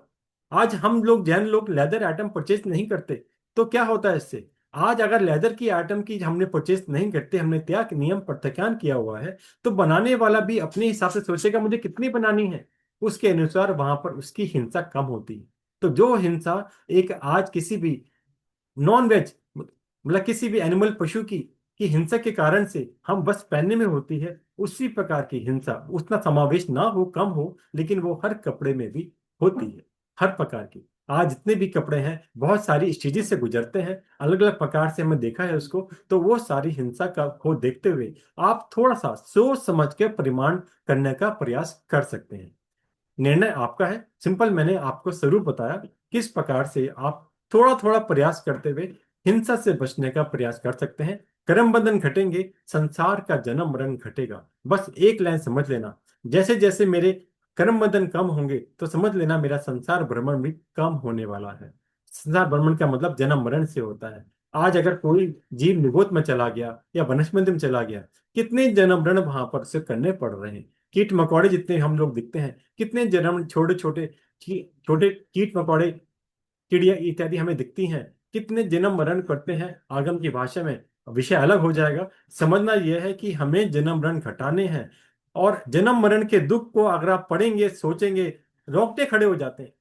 जन्म के दुख कितने और मरण के दुख कितने, इन चीजों को धीरे धीरे आप समझेंगे तो इन चीजों के प्रति हमारी अटैचमेंट, हमारी आसक्ति अपने आप कम होती चलेगी। आपको उसके प्रति राग नहीं आएगा। आप कहेंगे 5 से काम चलता है ना, तो 10 रख लो, मैं 100 क्यों करूं? तो इस प्रकार आज हमारे साधु संत बेसिकली दो जोड़ी कपड़े उनके पास होते हैं, क्योंकि कपड़े की मर्यादा होती है 72 हाथ साधुओं की, 96 हाथ साधुओं की। तो बेसिकली वो भी तो पूरा जीवन यापन उसमें करते हैं, क्यों? क्या उनके पास और कपड़े लेने की ऑप्शन नहीं है? मेरे आप जैसे बहुत सारे आपके शावक शाविका मिल जाएंगे, गुरुदेव गुरुवर्य जी आप लो ना, ये मिल सकते हैं, क्यों? उन्हें पता है ज्यादा आसक्ति, ज्यादा परिग्रह, ज्यादा कर्म बंधन नहीं चाहिए। जहां इस प्रकार का आत्मिक सुख की बात आ गई, वहां शारीरिक साधक को छोड़ देते हैं, शारीरिक सुख की कामना नहीं करते हैं, सिर्फ आत्मिक सुख की हम बात करते हैं। और जैसे जैसे आप आत्मिक सुख की बात सोचेंगे, तो ये चीजें अपने आप कम होने लगेंगी। एक महीना एक्सपेरिमेंट करके देखना, अपनी चीजों को घटा कर देखना, तो आपको लगेगा हम किस प्रकार से अपने जीवन में आगे बढ़ते चले जाते। तो यहाँ पर मैंने आपको कपड़े के माध्यम से बताने का प्रयास किया कि किस प्रकार की हिंसा हर कपड़े की मैन्युफैक्चरिंग में, इंडस्ट्री में होती है। तो वहां पर उसको देखते हुए, तो जितने पहला पॉइंट ये था कि जितने भी हमारे या बड़ी छोटी बड़ी स्नान के बाद अपने शरीर को पहुंचने के लिए जो भी हम लोग यूज करते हैं, टावल कहें, तौलिए कहें, या कोई भी और कपड़ा बोले, तो उन सब की आपको मर्यादा करनी है। ये 26 बोल का पहला पॉइंट था। दूसरे बोल का नाम है दंतन विधि, अर्थात दांतों को साफ करने के लिए। अब दांतों को साफ करने के लिए आप कहेंगे कि आजकल तो बेसिकली, पहले तो क्या चलता था कि बेसिकली ये नीम की दातुन इत्यादि चला करती थी। आजकल शहरों में कम हो गया। आजकल यहाँ पे टूथपेस्ट या जितने टूथ पाउडर इत्यादि चलने लगे। इसके बाद आजकल नई और चीजें आने लगी, माउथ फ्रेशनर टाइप के नाम से और चीजें आने लगी। तो आपको इस पॉइंट के माध्यम से तो इसकी मर्यादा करनी है, परिमाण करना है 2, 4, 5, 10। ठीक है ना? तो ये बात तो हो गई टू द पॉइंट, जो मैंने आपको 10, 5 की बताई। अब यहाँ पर पॉइंट ये है कि क्या इसके बिना हमारी गाड़ी नहीं चल सकती? हमारे साधु साध्वी आजीवन दीक्षा लेने के बाद दांत साफ करने का कोई भी काम नहीं करते। कोई टूथपेस्ट, टूथब्रश, कोई दातुन, कोई माउथ फ्रेशनर, कोई भी चीज या जीवन नहीं करते। छोटी छोटी वय के अंदर, आयु के अंदर, एज के अंदर साधुपना ले लेते हैं, और जितनी भी उनकी आयु उस भव में रहती है, 50, 60, 70, 80 वर्ष, उस साल तक कभी भी अपने आप को भी इन चीजों में समावेश नहीं करते। क्या हम नहीं कर सकते? अपने आप को नापे, तोले, मेजर करें, एनुमरेट करें, इवेल्युएट करें, और उसके अनुरूप अपने आप को कुछ कम करने का प्रयास करें। इसके अंदर एक दूसरा पॉइंट है, ये देखना कि हिंसा कितनी हो रही है। हिंसा को देखने के लिए हम ये समझ सकते हैं, आज काफी चीजें बेसिकली जितनी भी मल्टीनेशनल कंपनी की आती हैं, तो वहां पर कितनी हिंसा से बनी, तो एक बहुत बड़ा क्वेश्चन मार्क है, प्रश्न चिन्ह है। मैं आप नहीं समझ सकती। आज बेसिकली आज इतने एडवर्टाइजमेंट के माध्यम से जितने भी ऐड आते हैं कहीं पर भी, चाहे टीवी में आए चाहे किसी और मीडिया में आए, तो इस प्रकार इतना आपको अट्रैक्शन दे देते हैं, आप तुरंत शाम को वहां पर मार्केट में जाके पूछेंगे, भैया ये कोई नाम का आया है क्या, ये ऐसी कोई आइटम आई है क्या? क्योंकि उन्होंने आपको अट्रैक्शन दे दिया। लेकिन वो बनी कैसे, उसमें कितनी हिंसा का समावेश हुआ, इसको भी सोचने का प्रयास करें, जानने की कोशिश करें, उसके बाद ही उसको परचेज और यूज करने की कोशिश करें। इतना तो आप कर ही सकते हैं। इसके बाद आप कम से कम एक या दो आइटम रखकर भी अपनी गाड़ी चला सकते हैं। उसके बाद एक और पॉइंट इसमें सामने आता है। वो पॉइंट ये आता है कि बेसिकली अगर आप चाहें तो आपका काम सिंपल ब्रश से भी चलता है, बिना टूथपेस्ट या टूथ पाउडर के बिना। आप अगर खाली आप बोले कि नहीं मैं कैसे क्लीन करना है, आप सिंपल एक ब्रश ले सकते हैं, जो भी टूथब्रश होता है आपके घर में आपके पास होगा, उसके सिंपल अपने पानी से वॉश करके आप खाली उस खाली ब्रश से भी अपनी गाड़ी चला सकते हैं। मेरा एक्सपेरिमेंट है, कोई बाधा नहीं है, शेष आपका अपना स्वयं का चिंतन। सिंपल मेरा अर्थ तो आपका आपको बताने का है कि हम लोग हर समय हर पॉइंट के अंदर, मैंने बार बार बताया, ये जो ऋण व्रत चल रहा है, छठा, सातवां, आठवां व्रत की हम बात कर रहे हैं, ये सभी पहले के 5 व्रतों के आगे एक्सटेंशन है। उन्हीं को बेसिकली ये इंक्रीज कर रहा है, इसलिए ये बेसिकली मल्टीफोल्ड हमें बेनिफिट दे रहा है। ये देखते हुए हमें काम करना है। हर वस्तु के बनने में जितनी भी हिंसा है, उन सब हिंसा का हमें हमें फल हमें ही भोगना होगा। वो कर्मबंधन हमारे, मेरे और आपके अकाउंट में ही होगा। तो जितना उस कर्मबंधन को मिनिमाइज करने की कोशिश कर सकते हैं, आप प्रयास करें। सिर्फ मेरा आपको प्रयास कहने का अर्थ है, कंपल्शन नहीं है। डिसीजन आपका है, परिमाण आपका है, आप संख्या अपने अनुसार भर सकते हैं, लेकिन चिंतनीय विषय है, सोचे जरूर। उसके अनुसार जितना कम से कम हो कोशिश कर सकते हैं। आप एक दो की संख्या कर सकते हैं, एक दो टूथपेस्ट या टूथ पाउडर जो भी आप यूज करते हैं, वेरीफाई करें कि इसके अंदर कोई किसी प्रकार का हिंसात्मक, नॉन वेज इत्यादि टाइप से कोई चीजों का समावेश तो नहीं है। और जहां आप वेरीफाई करने के बाद संतुष्ट हो, सेटिस्फाइड हो, उस कंपनी का आप यूज कर सकते हैं जो भी आप चाहें। और उसके बाद एक दो की मर्यादा, पांच की मर्यादा, जैसा आप चाहें आप अपने अनुसार कर सकते हैं। मैंने एक आपको ऑप्शन दिया, आप सिंपल टूथ ब्रश से पानी के साथ भी अपने अपने अपना ये दंतन विहीन दांतों को साफ करने का काम कर सकते हैं। प्रयास जरूर करें, संभव है, मेरा एक्सपेरिमेंट है। ठीक है। तीसरे नंबर पे आता है 26 बोलों के तीसरा बोल, फल विहीन। यहाँ पे फल विहीन का अर्थ फ्रूट खाने के नहीं है, ध्यान करना। यहाँ पे अर्थ बाल धोने के लिए है। पहले समय के अंदर हमारी माता बहनें बेसिकली आंवला, रिट्ठा इत्यादि यूज करती थी अपने सर धोने के लिए। कभी भी उन्हें स्नान करना होता था, मतलब कि बालों को धोने की अपेक्षा वो इस प्रकार की यूज 30-40 वर्ष पहले मुझे याद है मार्केट से आता था, पानी इत्यादि में इसको बॉईल करते थे, फिर बेसिकली हमारी माता वगैरह जो थे वो यूज किया करती थी। आजकल तो नई नई आइटम मार्केट में, मॉडर्न आइटम कह सकता हूँ, मल्टीनेशनल कंपनी के आइटम प्रोडक्ट आ गए हैं, अवेलेबल हैं, शैम्पू, कंडीशनर वगैरह वगैरह क्या क्या है वो आपको पता होगा। तो आप उसके अनुसार वो अपनी संख्या भर सकते हैं। फिर वही बात, आप जितनी भी ये आइटम है, इवन सोप हो, साबुन हो और शैम्पू इत्यादि की तो बात ही क्या कहना, इन सबके अंदर हिंसात्मक चीजें बहुत ज्यादा अवेलेबल हैं। इन सब के एक्सपेरिमेंट भी एनिमल्स इत्यादि पे बहुत ज्यादा होते हैं। बहुत सोच समझ कर यूज करें। जितना यूज करते हैं, तो अगर आप सोचे कि मेरा इसके बिना काम नहीं चलता, इसके मिनिमाइज करने की कोशिश तो कर सकते हैं। तो आप अपनी अनुकूलता अनुसार, यहाँ तो मेरा बताने का पॉइंट सिंपल परिमाण का है, लेकिन मैं आपको एडिशनल समझाने का प्रयास कर रहा हूँ, क्योंकि हमारा लक्ष्य शावक पने के अंदर, शाविका पने के अंदर कर्म बंधन से बचने का है, कर्म बंधन को घटाने का है। और जब हम कर्म बंधन से बचने और घटाने की बात करते हैं, मिनिमाइज करने की बात करते हैं, तो हमें यह समझना पड़ेगा कि हम अपनी हर एक्टिविटी के अंदर, हम अपनी हर एक्सरसाइज के अंदर, हर कार्य के अंदर किस प्रकार से कार्य करें कि किस प्रकार से हम कर्म बंधन कम से कम हमारा हो। हमें इस प्रकार का मानस बनाना है, अपने मेंटल स्टेट ऐसा बनाना है कि हम जब भी ये काम करें तो हमारा एक कदम पीछे हो, हम सोचने पर मजबूर हो कि मैं कम करूं या ज्यादा। और अगर करना भी पड़े तो आप उसकी क्वांटिटी कम कर लें। एग्जाम्पल के लिए, अगर आप शैम्पू यूज करते हैं, कंडीशनर यूज करते हैं, जो भी आप यूज करते हैं, अगर आप सोचें कि बेसिकली आपकी बॉटल 1 महीना चलती है, तो आप वो ऐसा करें कि आप थोड़ा कम यूज करना शुरू करें। आप सोचें कि वो एक की जगह 2 महीने चल जाए, तो ताकि मेरा भी काम हो जाए, मेरी हिंसा भी कम हो। इस प्रकार का चिंतन भी आप कर सकते हैं, नंबर वन। नंबर टू, एक पॉइंट आएगा जो आगे भी मैं आपको 10वें व्रत में 14 नियम के माध्यम से बताऊंगा। यहां पर भी आपको थोड़ा उसका हिंट दे रहा हूं।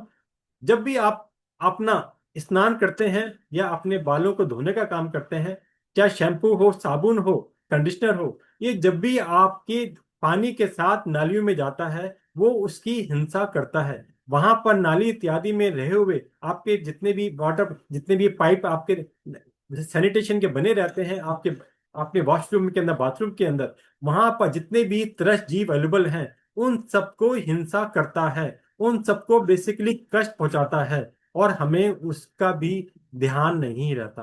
अगर आप प्रयोग में लाएं, अगर आपको लाना ही है, जितना भी आपने कम से कम परिमाण करके उसको मिनिमाइज करने का प्रयास किया, कम से कम वो श्रेणी कहने का भाव जरूर रखें, मिच्छा में जो क्रम कहने के भाव जरूर रखें, ताकि उन जीवों की जिनकी घात हो रही है, जिनकी कलामना हो रही है, कष्ट पहुंच रहा है, उनके प्रति आपके भाव इस प्रकार से हो कि मेरा इसके बिना नहीं चलता, मेरा इसके बिना रहना मुश्किल होता है, लेकिन फिर भी मैं आपसे क्षमा याचना करती हूं।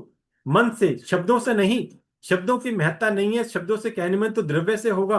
आपको भावों को लाना है, आप अपने भावों के अनुसार वो घटाने का प्रयास करना है। जैसे जैसे आपके भाव होंगे, आपका कर्म बंधन बंधन कम होगा पहले के मुकाबले। तो बेसिकली हमेशा हर हिंसा की स्टेट के अंदर, जहां घर में कोई भी वेस्ट किसी भी फॉर्म में, चाहे स्नान करते समय हो, चाहे वॉश बेसिन पे कोई क्रिया करते समय हो, चाहे आपकी किचन में आपका रसोई बनाते समय हो, चाहे आपके घर का वेस्ट बाहर डस्टबिन में डालते समय हो, आपको बोसराना ना भूलें।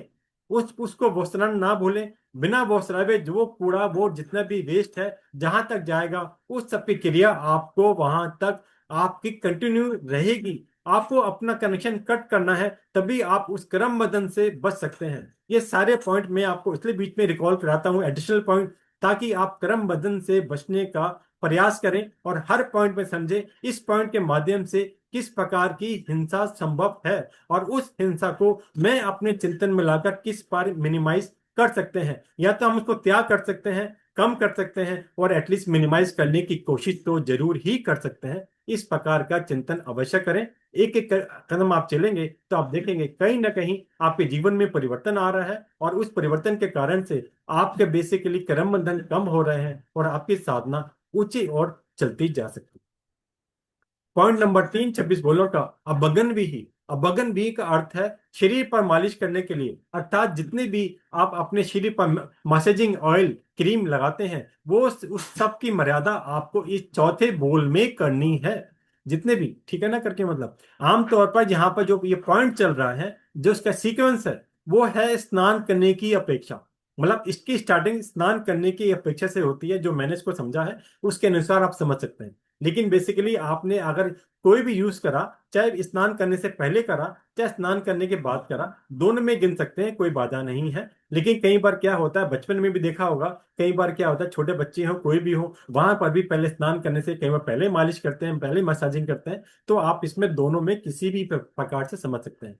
तो शरीर पर लगने वाले जितने भी ऑयल क्रीम इत्यादि है, जिसका इफेक्ट आपकी आउटर स्किन पे होता है, बाहर की त्वचा पे होता है, उसको बेसिकली हमने इस चौथे पॉइंट के माध्यम से अभंगन विधि में परिमाण करना है। ठीक है ना, समझ गए। इसमें ज्यादा बताने के लिए नहीं है इस पॉइंट के अंदर। पांचवें पॉइंट पे आता हूँ, उवटन विधि। उवटन का नाम ही उवटन बता रहा है, जैसे हम लोग बचपन से सुनते आ रहे हैं, शरीर पर उपटन लगाना। पुराने समय के अंदर उपटन लगाना, हल्दी का उपटन लगाना, पीछे कई कंपनियां ऐड भी देती हैं अलग अलग, जैसे विको के अंदर आता है शरीर पर उपटन लगाना। तो बेसिकली इसका अर्थ यही है, और इसका जो मेन पर्पस होता है वो पर्पस है इसके अंदर अपने शरीर का मैल उतारने के लिए कोई भी चीज यूज करना। क्या बताया मैंने आपको, शरीर पर जमे मैल को साफ करने के लिए कुछ भी यूज करना उवटन विधि में आएगा। चाहे आपने जितनी भी साबुन सोप यूज करी वो भी इसके अंदर आएगा। कोई बेसी पिट्ठी इत्यादि, पिट्ठी जो दाल की पिट्ठी आती है, या हल्दी इत्यादि जो भी चीजें हो सकती हैं, मतलब जो भी चीज आपने शरीर पर लगाई जिसका पर्पस था मेरा मैल ज्यादा साफ हो जाएगा, वो आपके इस पांचवें बोल में गिना जाएगा। आप उसके अनुसार अपनी अपनी परिमाण कर सकते हैं। यहाँ पर भी अगर मैंने सोप का नाम लिया है, साबुन का नाम लिया है, तो ध्यान करना यहाँ भी साबुन के अंदर वही पॉइंट वैलिड होंगे जो मैंने आपको पहले पॉइंट में बताए थे।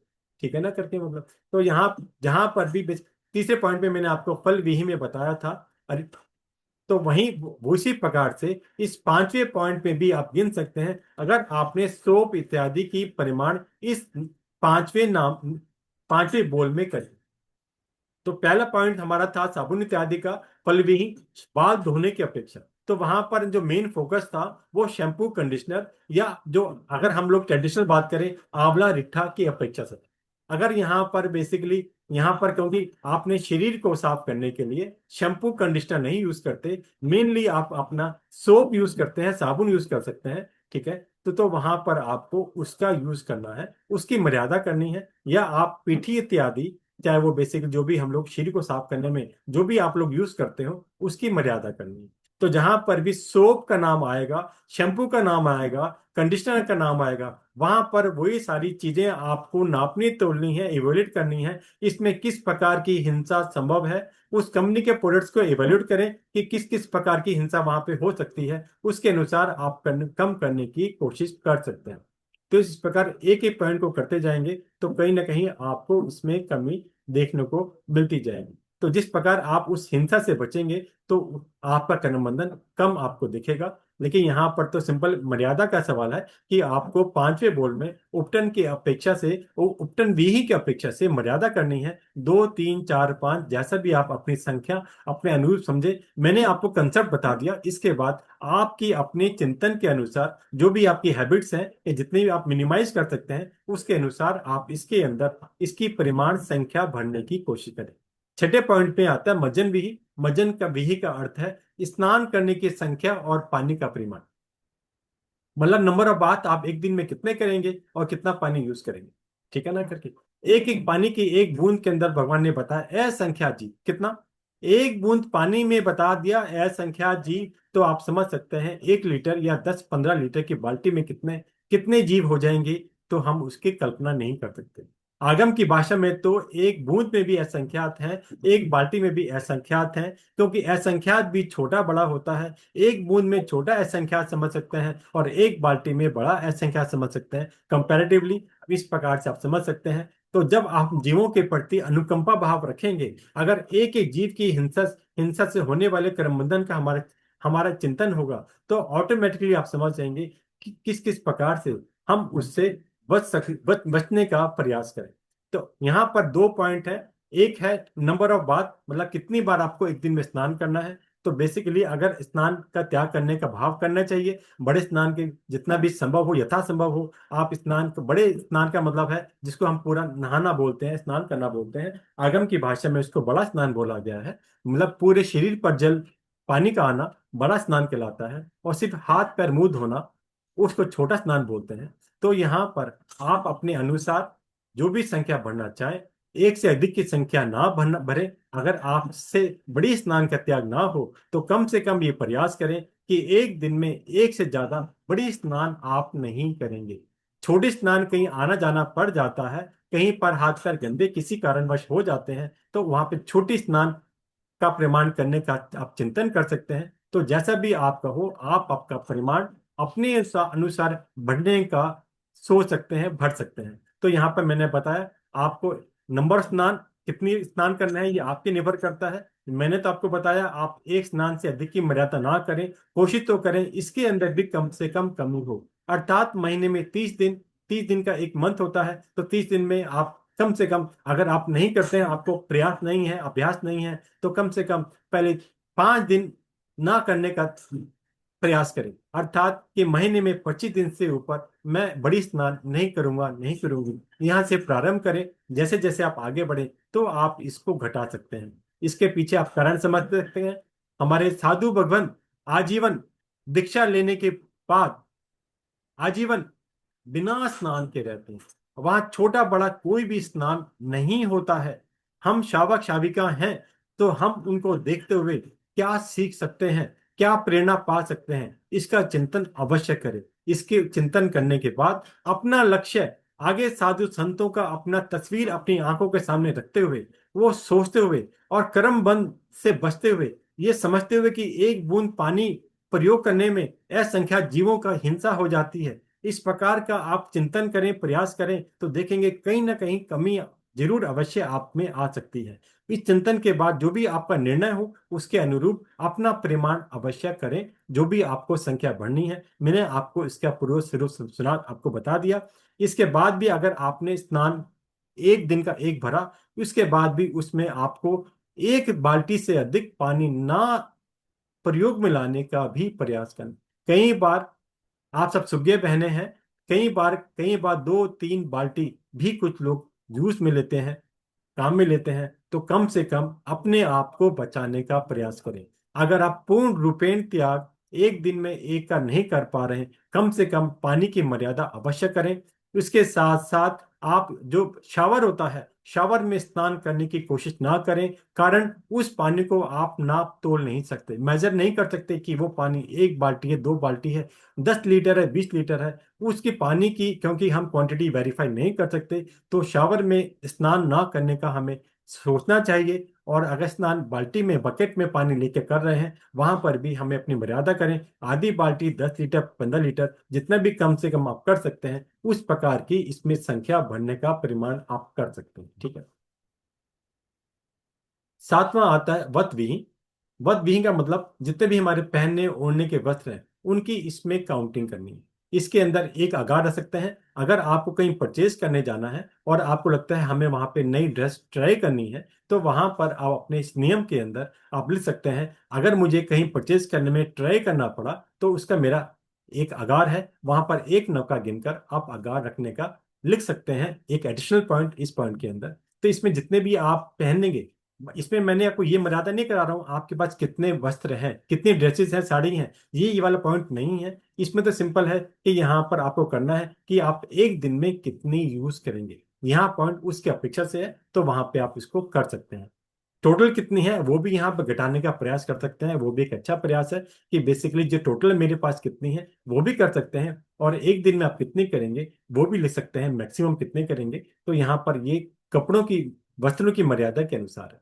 तो मैंने आपको इस वस्त्र की अपेक्षा से पहले पॉइंट के अंदर ही, जब मैंने आपको स्नान के बाद शरीर को पहुंचने के लिए टॉवल इत्यादि का बात की थी, तौलिए की बात की थी, वहां तो मैंने बताया आपको कि एक कपड़े बनने के अंदर जितनी हिंसा होती है उस पॉइंट को अपने माइंड में रखना। तो जहां पर भी कपड़े इत्यादि किसी भी प्रकार का टेक्सटाइल इन्वॉल्वमेंट हो, तो वहां पर उसको बनने में, उसकी इंडस्ट्री में बनने वाली सभी हिंसा का चिंतन अवश्य करना। चिंतन आएगा तो डेफिनेटली आप उसकी संख्या, उसकी मर्यादा, उसका परिमाण करने में कमी अवश्य रखने का प्रयास करेंगे। इस प्रकार आप चिंतन कर सकते हैं, ठीक है ना करके। उसके बाद विलेवन भी ही हम 1 से 11 पॉइंट करके पूरी करेंगे आज, बाकी पॉइंट अगली क्लास में। तो इसलिए फिलहाल 1 से 11 पॉइंट पूरी कर रहा हूँ जो शरीर से संबंधित है, 5 मिनट और, ठीक है। तो इसके बाद 8वें पॉइंट में विलेवन भी है। तो यहाँ पर हमने जो पहले बात की थी, इसमें बात की थी, तो पहले पॉइंट पर हमने जो बात की थी शरीर पर लगाने की, तो वहां पर मसाजिंग के लिए की थी, मतलब इसके अंदर मालिश करने के लिए हमने कोई भी तेल या क्रीम यूज करी, वो वाला पॉइंट हमारा उस अपेक्षा से था। चौथे पॉइंट में अभंगन विधि के अंदर शरीर पर मालिश करने के लिए बात की थी, लेकिन यहाँ विलेवन के अंदर ये हमने स्नान कर लिया, स्नान करने के बाद हम तैयार होने के लिए जो भी शरीर पर पाउडर, क्रीम, चंदन जो भी आप लगाते हैं, लगा सकते हैं या चिंतन कर सकते हैं, उसकी मर्यादा आपको इस पॉइंट में करनी है। मतलब शरीर की डेकोरेशन अगर मैं कहूं तो करने की अपेक्षा से आप समझ सकते हैं कि आपको कैसे सुंदर लगना है, उसके अपेक्षा से आप इस पॉइंट में उसकी मर्यादा को, जितने भी आइटम है वो यहाँ लिखेंगे। तो यहाँ पर भी वही वाला पॉइंट आता है, जितने भी आप आइटम यूज करते हैं इसके अंदर, क्रीम, पाउडर इत्यादि, वहां पर भी जितनी भी हिंसा का समावेश है, कई बार काफी नॉन वेज तरह की आइटम से ही वो चीजें बनती हैं, तो उसको समझना है। कई बार किसी को चर्बी इत्यादि यूज होती है, कई बार हड्डियों का पाउडर यूज होता है। तो जो भी आप यूज, जो भी ब्रांड आप यूज करते हो, तो वहां पर उसको बेसिकली वेरीफाई करने की कोशिश करें। कहीं पर आजकल काफी प्रोडक्ट्स में ई नंबर लिखे रहते हैं, E527, E501, इस प्रकार की वहाँ काउंटिंग आती है। तो वहाँ वहाँ की, तो ई कोड की काउंटिंग के बेसिस के ऊपर भी आप समझ सकते हैं कि उसको आप नेट पे सर्च करें कि वो प्रोडक्ट कैसे कैसे बनता है, तो उसकी हेल्प से भी आप अपने आप को मिनिमाइज करने की प्रयास कर सकते हैं। उसके बाद 9th नंबर पे आता है पुफविही। पुफील का मतलब है फूलों की माला इत्यादि। तो यहाँ पर जो पॉइंट चल रहा है, तो यहाँ पर कितने प्रकार के फूल, इसकी मर्यादा आपको इस पॉइंट में करनी होती है। आज के मॉडर्न टाइम के अंदर तो आप कितने प्रकार के परफ्यूम, इत्र या डीओ इत्यादि यूज करते हैं स्नान करने के बाद, कहीं आना जाना हो, अपने आप को डेकोरेशन के पर्पज से, वो इस नवे बोल के अंदर आपको यहाँ पर काउंट कर कर लिखने हैं, बढ़ने हैं। ये पॉइंट उससे जुड़ा हुआ है। इसके बाद 10th पॉइंट में आता है आभरण विधि। आभरण विधि का नाम ही बेसिकली आभूषण से संबंधित है। तो जहां पर भी बेसिकली आभूषण की बात आ गई, तो आपके पास कितने ज्वेलरी के सेट हैं इत्यादि हैं, और आप बेसिकली वहां पर इसकी क्वांटिटी बढ़ाना चाहते हैं या घटाना चाहते हैं, आप उसका चिंतन करें कि ये परिग्रह के अंदर भी आता है। और आम तौर पर इसका जो कंसेप्ट है वो हम अपने आप को सुंदर दिखाने के लिए भी करते हैं, कई बार अपना स्टेटस बताने के लिए भी करते हैं। तो इसको देखते हुए आप अपनी काउंटिंग मर्यादा कर सकते हैं। जो आपके पास है वो तो है ही, इसके अलावा आप नया परचेज नहीं करेंगे, इस प्रकार का भी कर सकते हैं। अगर आपने कोई ज्वेलरी इत्यादि, अगर आपने कोई चीज परचेज करनी है और आप सोचते हैं कि मैंने इन्वेस्टमेंट के लिए करनी है, उसका आप नीचे आगार लिख सकते हैं कि मेरे पास तो है, लेकिन मैंने अपने बच्चों के लिए या किसी और पर्पज के हिसाब से, क्योंकि ये सारे व्रत स्वयं की अपेक्षा से, 7वां व्रत 1 किरण 3 योग से है, मैं ये करूंगी नहीं, कराऊंगा नहीं, मन वचन का है। तो यहाँ पर अगर आपने अपनी फैमिली के लिए इन्वेस्टमेंट के पर्पज से कोई नीचे, कोई आपने एडिशनल परचेज किया है या अपने एडिशनल अपने इकट्ठा कर रहा है, तो वहां पर नोट लिखकर नीचे लिख सकते हैं कि उसके, अगर मैंने परिवार के कारण से, इन्वेस्टमेंट के कारण से लिखा, उसका मेरा आगार, ठीक है ना। लास्ट पॉइंट इसमें आता है 11वां पॉइंट, धूविहीन। इसका मतलब है कि धूप इत्यादि, यहाँ पर काफी जगह घरों में आदत होती है धूप इत्यादि करने की, मतलब वहां पर देखो इसमें 2 पॉइंट है। एक होता है देवी देवताओं के पर्पज से कि वहां पे आपने पूजा अर्चना करनी है, वो ये विषय इस पॉइंट का हमारा डिस्कशन का नहीं है। हम शावक शाविका होने के नाते 5वां गुण स्थान है, पांचवें गुणस्थान में चौथे गुणस्थान वाले देवी देवताओं को नमन हम नहीं करते, विराधना भी नहीं करते, आराधना भी नहीं करते, लेकिन नमन नहीं करते, इसलिए वहां पर उसकी पूजा संबंधी यहाँ पे चर्चा का विषय नहीं है। तो यहाँ पर तो सिंपल सुगंध की अपेक्षा से है, सुंदर वातावरण की अपेक्षा से वो यहाँ पर इस पॉइंट की अपेक्षा से कथन है। तो इस प्रकार मैंने आपको 1 से 11 पॉइंट के माध्यम से ये 26 गोल का स्टार्टिंग के 11 पॉइंट जो हमारे शरीर से संबंधित है, आउटर हमारे वर्ल्ड से संबंधित है, उसका मैंने चर्चा आपको बताई। विषय बड़े हैं, 2 क्लास और लग सकती हैं, लेकिन फिलहाल इसको हम आगे कंटिन्यू करेंगे। अभी 7वें व्रत में 1 से 11 गोल मैंने आपको बताने का प्रयास किया। इससे संबंधित किसने भी कोई भी जिज्ञासा हो, कोई प्रश्न हो, आप पूछ सकते हैं, अनम्यूट करके पूछ सकते हैं।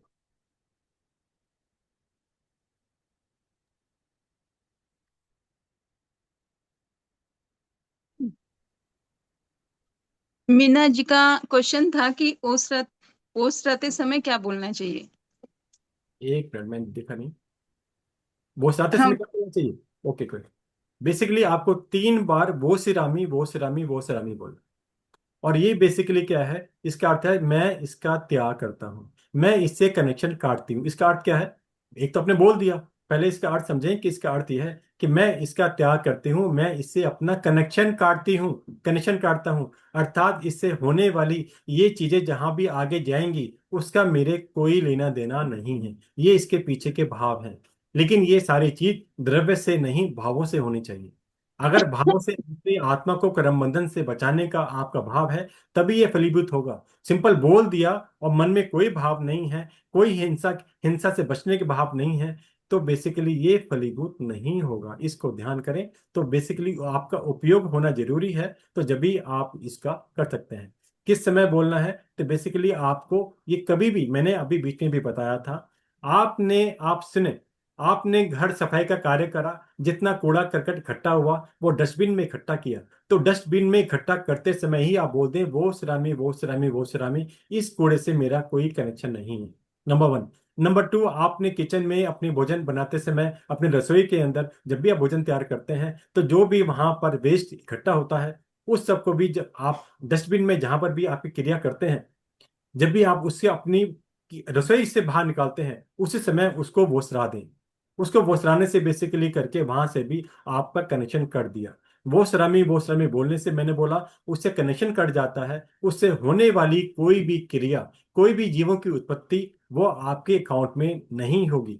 नंबर 1। नंबर 2, अगर वो आगे कूड़ा, जो भी आपने, जो भी सामान था, वेस्ट था, वो आगे साइकिलिंग होता हुआ कहीं भी जाएगा, तो वहां वो आपके अकाउंट में नहीं रहेगा। नंबर 3, आपने अगर कोई भी स्क्रैप घर का कभी बेचते हैं, चाहे वो न्यूज़पेपर हो, क्या कहीं और वेस्ट हो, या कोई भी कार्टन हो, कुछ भी हो, वहां बोलते समय, वहां बेचते समय भी आपको वो श्रामी बोलना है। इससे भी, क्योंकि ये आगे रिसाइकल होता है, और रिसाइकल होगा तो अगेन नई क्रिया होती हैं, तो आपको कनेक्शन वहां पर भी कट करना है, वहां से भी आगे वाली होने वाली हिंसा से आपको बचना है।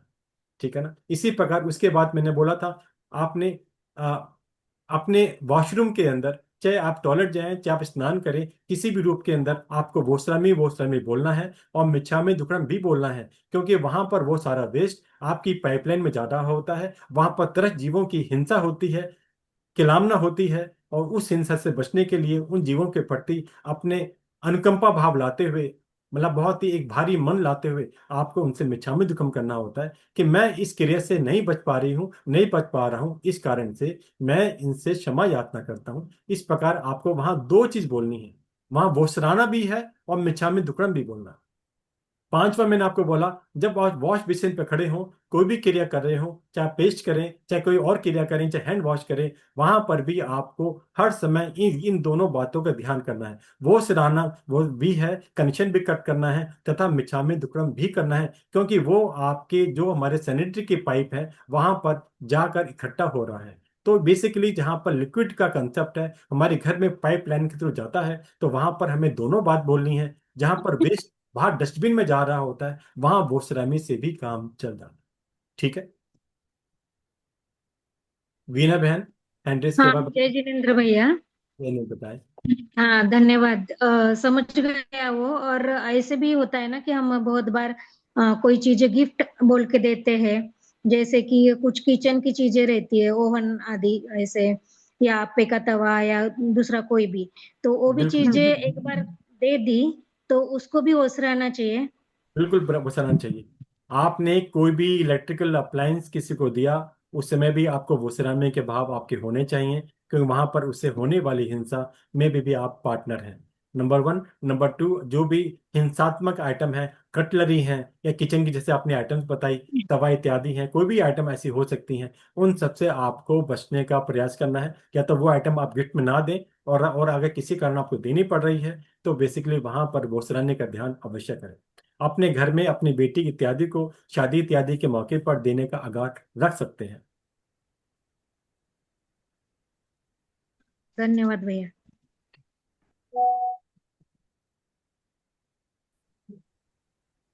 और किसी ने कुछ पूछना हो? सर मेरा एक क्वेश्चन था, कई जगह ये भोग उपभोग भी लिखा होता है, उपभोग परिभोग की जगह। वो एक ही बात है, इसमें अंतर नहीं है। नहीं, भोग का मतलब उसमें एक टाइम यूज करना, उपभोग का मतलब फिर बार बार यूज करना, ऐसे आता है उसमें। एक्चुअली क्या है, एक होता है कैटेगरी, एक होता है आइटम। तो भोग उपभोग, जो हमने उपभोग परिभोग की बात करी व्रत की अपेक्षा, वहां पे कैटेगरी की बात है। जब हम एक आइटम की बात करते हैं, वहां पे भोग उपभोग की बात है। तब समझ गया ना? जब आइटम की बात करेंगे, वहां भोग उपभोग भी कह सकते हैं। जब हम कैटेगरी की बात करेंगे, वहां हम भोग परिभोग का प्रयोग करते ठीक है, थैंक यू सर। और सर एक बात मेरे को ये पूछनी थी, तत्वार सूत्र में ना जैसे यहाँ 7वां व्रत उपभोग परिभोग है, तो हैं। वहां पे 10वां व्रत को 7वें व्रत में लिया हुआ है, देशावकाशिक को। बेसिकली क्या है, देखो क्या है ना, ये जैन दर्शन में सारी चीज देखो क्या होता है। एक तो वहां पर तत्वास के में कुछ चीजें अलग हैं। हमारे तत्व हाँ, 9 है, वहां पे 7 लिखे। अर्थ अर्थ में अंतर नहीं आता, कंसेप्ट वही है। वहां पर कुछ चीजों को जोड़कर बता दिया गया किस प्रकार, ठीक है ना करके। इसमें कोई अंतर ठीक। नहीं है। बेसिकली जो हमारा 10वां व्रत है, वो 14 नियम की अपेक्षा से है। और 14 नियम का जो कंसेप्ट है, वो दो व्रतों का कम्बिनेशन है, सिक्स और सेवन।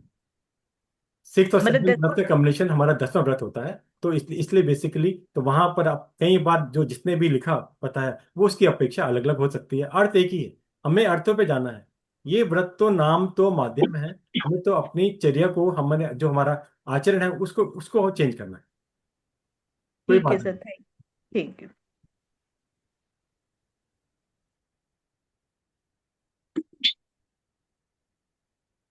मीना बहन का पता कूड़ा घुसा दिया तो अपना कनेक्शन टूटा है। टूटता है क्या? मैंने आपको बताया, अगर आपने भावों से वो सराह दिया तो आपका कनेक्शन कट हो जाता है। अगर आपने मात्र द्रव्य से करा तो बेसिकली कनेक्शन टूटा नहीं, सिंपल आपने औपचारिकता फॉर्मेलिटी करी है, इसके सिवाय कुछ नहीं करी। इस प्रकार समझ सकते हैं। शब्दों का नहीं, भावों का महत्व है, तो इसलिए अपने आप को शब्दों के साथ साथ अपने भावों को भी संभालने की रिक्वायरमेंट है। जब तक भाव नहीं जुड़ेंगे, आप कोई भी क्रिया कर लो, समय कर लो, पौषध कर लो, समर कर लो, जितना भी वो सराहना बोल दो, कुछ भी बोल दो, ये सारी औपचारिकता रह जाती हैं। इसका फल बहुत कम रह जाता है। भावों का आना बहुत जरूरी है।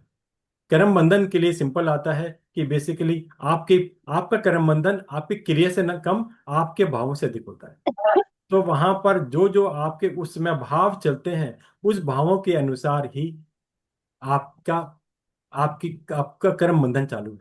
उधर आगम के अंदर पसंजन राजऋषि का आता है, ठीक है ना। दीक्षा ली हुई है, साधना कर रहे हैं, भगवान महावीर के सामने सामने के अंदर बड़ी उग्र साधना कर रहे हैं।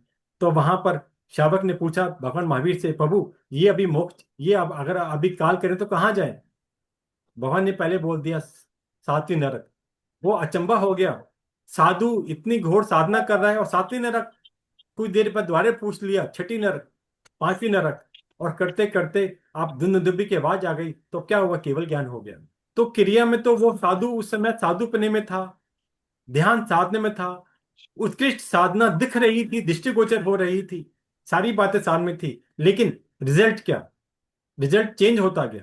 तो यहाँ पर रिजल्ट का अर्थ यह है कि जैसे जैसे आपके भाव होंगे, भावों में परिवर्तन होगा, उसी के अनुसार आपका कर्म बंधन चलता है। इसलिए मैं बोल रहा हूँ, द्रव्य क्रिया इंपॉर्टेंट नहीं है जितनी भाव क्रिया है। हमें भावों को संभालना जरूरी है। जैसे जैसे हमारे भावों में परिवर्तन आएगा, उसी के अनुसार ही कर्म बंधन चलता है, ठीक है ना। और कोई जिज्ञासा, कोई प्रश्न किसी का पूछ सकते हैं? हाँ भैया, जी। जय हिंद। जय जिन बताएं। हम लोग 14 नियम प्रतिदिन भरते हैं। हम्म। तो ये 12 व्रत हमें पूरे मतलब आजीवन के लिए भरना जरूरी होते हैं क्या? 12 व्रत बेसिकली पहले से 8 व्रत आजीवन का होता है बस। 12 के 12 व्रत नहीं, पहले से 8 व्रत जो है वो यावत नियम है। नियम में जो बताया गया इस रूप से है, कोई भी नया भरने वाला हो वो 1 साल का भी भरे, कोई आपत्ति नहीं। लेकिन इनका जो पाठ है, पाठ में यावत जीवन का नाम भगवान ने बताया, सिर्फ 1 से 8 में, 12 में नहीं। कारण 9वें व्रत की तो सीमा ही 48 मिनट है समय की। समय। ऋषभ काशी की व्रत की मर्यादा ही 24 घंटे की है, सूर्योदय से लेकर अगले दिन सूर्योदय तक। जी। 11वें व्रत के भी अहोरात्रि की है, एक दिन रात औषध। औषध की होती है। और 12वें में तो कोई मर्यादा होती ही नहीं है। आपको जब भी आप भोजन करें, आप कोई भी सामग्री है, आपका इस प्रकार का भान रहे कि गुरु भगवान पधारे तो मैं उनको वो रहा हूं। तो वहां पर तो ये कोई आजीवन का कंसेप्ट नहीं है, वो तो इनडायरेक्टली चल रहा हो। तो 12 व्रत के अंदर पहले से 8 व्रत यावत जीवन के हैं, बाकी शेष के अंदर मर्यादा है। ये सिंपल नियम है। रही बात यावत जीवन की या 1 साल की, कोई भी व्यक्ति चाहे तो 1 साल का भी कर सकता है, कोई बाधा नहीं है। लेकिन बेसिकली अगर वो भूल जाए तो बीच में ब्रेक हो सकता है, इसलिए बोलते हैं आपने यावत जीवन की कर ली, क्योंकि हमें नहीं पता हमारा आयुष कब पूर्ण हो जाए। और हम लोग प्रमादी हैं। हमने आज कोई व्रत अगर 1 वर्ष के लिए, एग्जाम्पल के लिए किसने भी लिए, तो मैं हूं तो आप कोई भी है करके, उसके बाद हमें दोबारा लेना का स्मरण रहे जरूरी नहीं। हम भूल बहुत जल्दी जाते हैं। आप बीच में भूल गए तो बेसिकली हम उससे कनेक्शन टूट गया है हमारा। जो हमने व्रत भर रखे हैं वो व्रत वैलिड नहीं है, क्योंकि हमने 1 साल के लिए लिए। ठीक है ना, तो क्या होगा। तो इसलिए बेसिकली अगर आपको हमें सतर्क रहना है, जो थोड़ा मुश्किल कार्य होता है, कई बार हम लोग डायरी में नोट भी नहीं करते मैंने ये नियम कब लिया और कितने समय के लिए लिया। इन बातों को सोचते हुए यावत जीवन के लिए अच्छी बात है, वरना कोई बाधा नहीं, आप 1 साल का लेके भी कोई आगे चल सकता है। लेकिन ये 1 से 8 नंबर तक के ही व्रत होते हैं जो हम यावत जीवन के बोलते हैं, शेष तो काल थोड़ा ही होता पर भैया हम प्रतिदिन तो मर्यादा में रहते हैं ना, हम कम में कम मर्यादा करके बाकी का त्याग करते हैं, तो वो है। चीजों देखो की क्रिया हमें लगती ही नहीं ना। बताता हूँ आपको, नहीं ऐसा नहीं है। इसमें कंसेप्ट क्या है मैंने बताया। एक व्यक्ति ने यावत जीवन के व्रत लिए, 12 व्रत के अंदर 1 से 8, मतलब 12 व्रत हम नाम में बोल देते हैं, होता है 1 से 8 तक का यावत जीवन की जो परिभाषा है, ठीक है ना, करके बाकी 4 का भी भूल जाते हैं। तो उस यावत जीवन की मर्यादा में क्या हुआ कि उसने अगर 14 नियम नहीं भरा, 10वां व्रत नहीं भरा, उसकी जितनी भी मर्यादा करी है वो मर्यादा चालू है। जबकि वो मर्यादा बहुत ज्यादा होती है, लेकिन फिर भी अनंत के सामने या असंख्यात के सामने संख्यात तो छोटा ही होता है ना, तो जी। वहां पे उसका हमारा फायदा होता है। तो ये दो एंगल अलग अलग है। अगर हमने कोई मर्यादा नहीं करी, उससे मर्यादा करनी बेहतर है चाहे ज्यादा क्यों ना हो।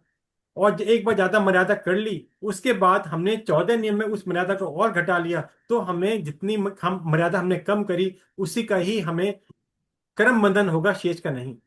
लेकिन अगर किसी व्यक्ति ने 12 व्रत भर रखे हैं और 14 नियम नहीं लिया, फिर आप क्या कहोगे। जितनी बड़ी बड़ी मर्यादा की हुई हैं पहले से 8वें व्रत तक, वे उसकी चालू हो जाएंगी। लेकिन 10वें व्रत में भी अगर किसी व्यक्ति ने टाइम के अनुसार अपना व्रत नियम नहीं लिया, इसलिए क्या बोलते हैं 14 नियम भी पहले तो आप नया भरें अगले दिन के लिए, मतलब वर्तमान का अगले दिन मीन्स सूर्योदय से अगले दिन सूर्योदय तक के लिए आज भरते हैं। भरने के बाद पचकान करने के बाद पहले दिन का की आलोचना करें, मतलब पहले नया अकाउंट चालू रखना है और पुराने को बाद में उसकी मिछा में जुकम देना है। अगर आपने पहले वाले को, उदाहरण के लिए आपने जो पहले दिन नियम लिए थे, अगले दिन सुबह आप बैठकर डायरी आपके हाथ में है, आपने आलोचना करी, अगर मेरे पहले दिन के व्रत में कोई दोष लगा हो तो आलोचना मिच्छा में दुक्कड़म, उसने अभी नया नहीं लिया, तो उसके बाद जितनी देर तक वो नया व्रत नहीं भरेगा वो अव्रती और कहलाया जाएगा भगवान की भाषा में, जी। व्रत नहीं कहलाया जाएगा। इसलिए पहले हम नया व्रत भरते हैं, फिर पहले दिन के व्रत का मिच्छा में दुक्कड़म करते हैं। मतलब है कि हमारी कंटिन्यूटी बरकरार रहनी चाहिए। तो इसलिए कहने का अर्थ है, जो आपका पॉइंट था, अगर हमने लंबे समय के लिए नियम ले लिए, उसमें अगर भूल चूक बीच में हो गई तो हमें फर्क नहीं पड़ेगा, क्योंकि हमारे नियम तो यावत जीवन के हैं। दूसरी बात ये, हमें अपने जीवन का नहीं पता हमारा जीवन कम कब पूर्ण हो जाए, इसलिए बेसिकली सतर्कता बनी रहती है अगर हमने यावत जीवन के लिए। फिर भी हर व्यक्ति की अपनी अपनी क्षमता है, उसके अनुसार वो जैसा चाहे ले सकता है, लेकिन सतर्कता औषध लेना बहुत जरूरी है। जितना ध्यान रखेगा उतना उसको आगे का लाभ मिल सकता है। ठीक है। जी। और भैया ये जो फल विहि, अभंगन विहि और वट्टन विहि, हाँ ये हाँ, तीनों चीजें बड़ी स्नान की निहित है। मतलब अगर बड़ी स्नान करते हैं तो ये तीनों चीजें उसमें सम्मिलित होती है।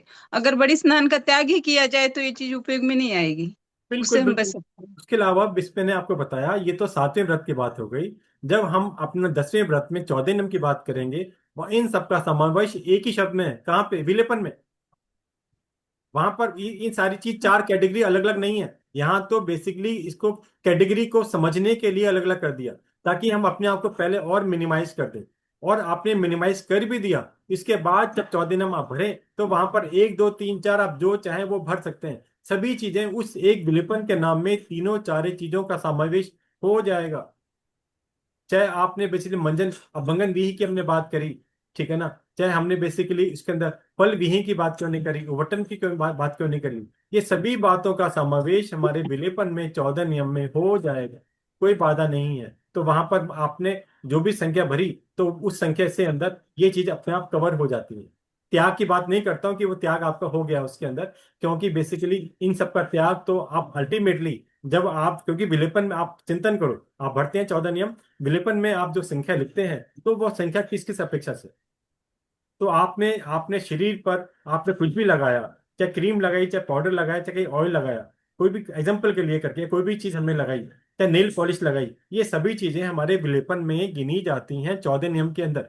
तो यहाँ पर तो बड़ी बड़ी कैटेगरी है। सिंपल समझने के लिए कि अगर ये आपको समझ में आ गई, तो हम 10वें व्रत में विलेपन को आसानी से समझ पाएंगे कि हम विलेपन में क्या क्या हमें लिखना है, जोड़ना है। अगर यहाँ पर हमने नहीं समझा तो वहां पर मिस्टेक होने की पॉसिबिलिटी है। इसलिए हमने ये काम यहाँ पे करा। जी भैया। ठीक है ना, बात वही है, लेकिन वहां पर इसको हमने और मिनिमाइज कर कर विलेपन में सबको कवर कर दिया। जो भी चीज भैया होंगी वहां पर जी। भैया जी, कई बार क्या होता है, किसी की डेथ हो जाती है, हमने तो एक एक बाल्टी और एक स्नान का रखा है, लेकिन फिर हमें शाम होते होते एक बार और स्नान करना पड़ता है। ऐसे केस में आप अगार नीचे डायरी में भर सकते हैं, कोई बाधा नहीं। अगार भी भर सकते हैं, और इसके बाद भी, रेयर रेयर ही क्योंकि होता है ना, कभी कभी होता है जैसे वो चीज। इसीलिए मैंने इसलिए आपसे बने बोला। और ऐसे केस में अगर आपने नीचे नीचे अगार नहीं भी भरा, ठीक है ना, सपोज आपने अगार अपनी 12 व्रत में नहीं भर रखा, और 14 में भी आपने सुबह आज भरा, आपने स्नान एक भरा था एग्जाम्पल के लिए, ठीक है ना करके, और दिन में कोई ऐसी घटना घटी जिसके कारण से आपको वहां जाना पड़ा और आपको दोबारा स्नान करना है, आपको ये पॉइंट है ना करके, तो यहाँ पर आपने स्नान करना है, आप करिए। आपका उस स्नान के अंदर मजबूरी है, आपकी शरीर की इच्छा नहीं है। अगर आपने स्नान में एक बाल्टी यूज करते हैं, वहां पर आप 1/4 बाल्टी से भी आपका काम चल सकता है। नंबर 1, आप बिना साबुन के भी आपका काम चल सकता है। इसके बाद बेसिकली अगले दिन जब पुनः आप 14 नंबर भरेंगे, वहां पर भरने के बाद जब हम पहले दिन का मिच्छामी दुक्कड़म हम भरते, कोई किससे पर बोलते हैं, वहां पर फकट बोले, कल मुझे इस कारण से एक स्नान लिखा था, मुझे 2 स्नान करने पड़े मजबूरी वश, उसके लिए मिच्छामी दुक्कड़म, उसके लिए ये उपाय कर सकते ठीक है भैया, ठीक। हैं। इसमें कुछ और पूछना है? कोई किसी को जिज्ञासा हो तो, वरना फिर अगली क्लास में हम करते हैं। हाँ जी, नहीं भैया, मतलब जो भी अपने दोष लगते हैं स्नान करते समय, ये उसका है ना, ओसरेमी आवाज कम आ मिच्छामी रही है दुक्कडम आपकी, करते हैं, पर जो आप आवाज कम आ रही है आपकी, थोड़ा जोर से बोलो। हेलो, जय जिनेन्द्र भैया। जय दिन, बताएं। हाँ, मैंने बोला कि जैसे कि हम स्नान वगैरह में दोष लगते हैं, उसके लिए ओसरियामी या मिच्छामी दुक्कडम देते, पर जब घर में कोई मावशी काम करती है, जो भी पानी का काम है, बर्तन धोने का काम है, उसके लिए हम्म, वो दोष हमारे घर में करती तो होता है ना। दोष तो आपके अकाउंट में ही है, उसका हम्म, दोष भी आपके अकाउंट में ही है, अलग नहीं है। ये घर कर में, सकते हैं। आपका घर आपका है, आपके निश्राय में है। घर घर में होने वाली सभी क्रियाएं का दोष आपको स्वयं को ही लगता है। इसलिए घर के कार्य स्वयं करने के लिए कहा जाता है। एक काम आपने बर्तन साफ करने हैं, आपने स्वयं में करे, और वही काम आपकी किसी मेड ने, सेविका ने करे। दोनों के काम करने में पानी की मर्यादा और आपके भावों का अंतर होगा, उस भावों के अंतर से क्रिया का भी फर्क होगा। इसलिए कम से कम आप इस बात का प्रयास करें कि काम स्वयं करने का कोशिश करें, और अगर कोई दूसरा कर रहा है उस समय भी आप वहां पर उसको बताने का प्रयास करें कि इसके अंदर हिंसा होती है, आप थोड़ा ध्यान करो। आप उसके अंदर उसको एक बकेट दे सकते हो, बाल्टी दे सकते हो, उसमें बाल्टी में पानी भर के आप यूज कर सकते हो। अलग अलग उपाय हैं जहां पर आप इस हिंसा को कम करने की कोशिश कर सकते हैं, संभव है। लेकिन वो हिंसा आप आपको पता है ना, जितने हमारे नियम पते हैं ना किस प्रकार चलते हैं, करना, कराना और करते हुए भला जानना। तो आपकी अगर मजबूरी है, वहां आप खुद कर रहे हैं और आपका नियम है करवाने का, आप आपने मेड रखी हुई है, वो काम दूसरा कर रही है, लेकिन वहां पर भी अगर आपके भावों में ऊंचा नीचा है तो आपका करम बंधन उसके अनुसार होता है। आगम में फरमान है, करने में करम बंधन ज्यादा, कराने में कम। कब? जब दोनों की भाव बराबर हो। अदरवाइज आज के परिप्रेक्ष्य में अगर हम घर का कार्य खुद करते हैं, कर्म बंधन कम होगा कंपैरेटिवली अगर हमारी कोई सेविका, कोई मेड, कोई सर्वेंट वो काम करता है। तो यहाँ पर बेसिकली हमें ध्यान करना है कर्म बंधन। उदाहरण के लिए, अगर जितना पानी यूज हुआ आपकी आपकी रसोई में, ठीक है ना, वो सारा पानी आपके अकाउंट में ही है। वहां पर उसको अपने बर्तन या घर सफाई में जो भी डिटर्जेंट या कोई भी पाउडर इत्यादि जो भी आपने यूज करना है, साबुन यूज करना है, उससे होने वाला जितना भी पानी है वो भी आपके सीवर पाइप में जाएगा। उससे होने वाली भी हिंसा वो भी आपके अकाउंट में है। सिर्फ इतना ही है कि उस समय आप ये ध्यान रखें कि जब ये कार्य हो जाए तो आप भगवान को साक्षी मानकर अंतरात्मा से मिच्छामि दुक्कड़म दिल में बहुसरामी, ये तो उपाय आपके पास है। लेकिन ये नहीं है कि काम मेड ने तो पानी ज्यादा खर्च कर दिया, मैं कम करती, अब ये तो दोष उसको ज्यादा लगा, उसने ज्यादा लगाया, इस प्रकार की कल्पना नहीं करनी। वो भी भागीदार बनती है, ऐसा नहीं कि वो भागीदार नहीं बनती है, लेकिन घर आपकी निश्राय में, उसकी निश्राय में नहीं है। इस कारण आपको ये समझना है ये सारी हिंसा मुझे ही लगी, आपको सिर्फ ये चिंतन करके वो काम कराना है। ठीक है। भैया ये 14 नियम 7वें व्रत में आते हैं या देशावकाशिक 10वें? दसवें में बहन, 10वें में।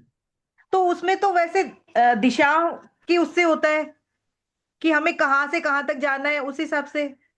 मैंने कहा 10वें व्रत, ये सारा कंसेप्ट 10वें व्रत का है। छठे व्रत में हमने सिर्फ दिशा की मर्यादा करी। कौन सी? वो भी संपूर्ण जीवन के हिसाब से, एक दिन की नहीं। एक दिन की मर्यादा हम दिशा की 10वें व्रत में ही करते हैं, छठे व्रत में नहीं करते। और 7वें व्रत में तो हमने जितनी भी हमारी उपभोग परिभोग की वस्तुएं हो सकती हैं उनका एक परिमाण करा है, उनको भी हम घटाकर 10वें व्रत में कर लेते हैं। अब अगर हमने 10वें व्रत को 7वें में मिला देंगे तो ये छोटी बड़ी जो संख्या को कहाँ मैच करोगे? क्योंकि आप 7वें व्रत में, मैंने बोला 1 से 8वां व्रत यावत जीवन का होता है, और यावत जीवन का होने के कारण आप मर्यादा ज्यादा रखते हैं। और 10वें व्रत में देशवकाशिक में 14 नियम के अंदर, क्योंकि वो नियम एक दिन का होता है, आप वहां मर्यादा घटाकर अपनी थोड़ी रख लेते हैं, तो आपने कर्म बंधन घटा लिया। इसलिए अगर आप ऐसा समझ कह सकते हैं कि जो 10वां व्रत है हमारा, वो उसका एक अंश है, 7वें व्रत का, छठे व्रत का एक अंश है, उसमें कोई बाधा नहीं, लेकिन दोनों अलग अलग। ठीक है भैया, ठीक है। ठीक है ना? मैंने बोला छठा सातवां व्रत का कॉम्बिनेशन 10वां व्रत आएगा छोटे रूप में। एक छोटा बच्चा है उसका, आप समझ लो। छठा सातवां बड़ा है, उसका एक छोटा बच्चा हो गया, वो 10वां व्रत है। अब ऐसे समझ लो, है तो ठीक है भैया। उसी का ही परिमाण है, अलग नहीं है। तो उसके अनुसार आप देख सकते हो, उसमें कोई बाधा नहीं है। इसलिए मैंने बोला अगर किसी दिन 14 नियम आपने नहीं भरे तो छठे सातवें व्रत की मर्यादा आपकी ऑटोमेटिक चालू हो जाती है। और अगर किसी व्यक्ति ने, किसी शावक शाविका ने या किसी बहन भाई ने अगर छठा सातवां व्रत भी नहीं ले रखा तो संपूर्ण लोक की मर्यादा उसकी चालू हो जाती है। आप कंसेप्ट समझो। आप अगर कोई नियम जीवन में नहीं लिए तो संपूर्ण लोक की क्रिया लग रही है। छठा सातवां व्रत ले लिया तो जितनी दिशा मर्यादा हमने छठे में करी, सपोज 1,000 किलोमीटर की, तो 1,000 किलोमीटर के माध्यम से उसकी हिंसा लगेगी उसको, दिशा परिमाण की भी। और उस दिशा परिमाण में जितनी भी वस्तुएं हैं, उसकी सभी वस्तुओं की उसका दोष लगेगा उसको 7वें व्रत में। अगर उसने 10वां व्रत में भी आगे बढ़ दिया तो उसने इनको और मिनिमाइज करते हुए एक छोटे बच्चे के समान छोटा कर लिया। हमारा विश्व कितना बड़ा है, और एक छोटा सा स्टेट, एक हमारा सिटी, हमारा नगर कितना है, इस प्रकार आप समझ सकते हैं। मैंने आपको छठे दिशा व्रत में भी बताया था, संपूर्ण लोक की हम बात करते हैं, दिशा प्रमाण करते ही उसका एक छोटा सा अंश, 1,500 किलोमीटर, 150 किलोमीटर, उसको हम लोग दिशा परिमाण में कर देते हैं। तो 14 नियम में हमने और 10-5 किलोमीटर कर दिया, उसका हमने स्वरूप और छोटा कर दिया। तो जैसे जैसे आप दिशा परिमाण घटाएंगे उसके अनुसार आपका कर्म बंधन अपने आप घटता जाएगा। ये उसका सबसे बड़ा कनेक्शन है। दिशा परिमाण की ये सबसे बड़ी भूमिका है, और इसी कारण से 10वें व्रत को दो भागों में डिवाइड करा, ए और बी। ए में दिशा परिमाण और बी के अंदर उभो प्रभो की वस्तुएं उस दिशा में रही हुई। तो ये पूरा कॉम्बिनेशन है पूरा। तो छठे सातवें का छोटा रूप हमारा 10वां व्रत अर्थात दिशा पाशिक व्रत अर्थात 14 नियम होता है, जो हम आगे करेंगे। ठीक है, कुछ और किसने कुछ पूछना हो पूछ सकते हैं। थैंक यू भैया, थैंक यू। चलो आज की क्लास को इतने रखते हैं। किसको भी जिज्ञासा है तो ग्रुप पे भेज सकते हैं। तो इसके जो हमारे 2 क्लास और लगेंगी वो हम आगे इसका चर्चा करेंगे। अभी हमने 26 बोल में से 1 से 11 बोल जो हमारे शरीर संबंधी थे उसको मैंने आज आपको बताने का प्रयास किया। फिर भी मेरी चर्चा के दौरान जिन आज्ञा के विपरीत जानते जानते कोई भी शब्द कहने में आया उसके लिए भीतर प्रभु की साक्षी से बारंबार मिच्छामि दुक्कड़म। सभी को साथ जय जय जय खमत खमत। जय दिन साहब।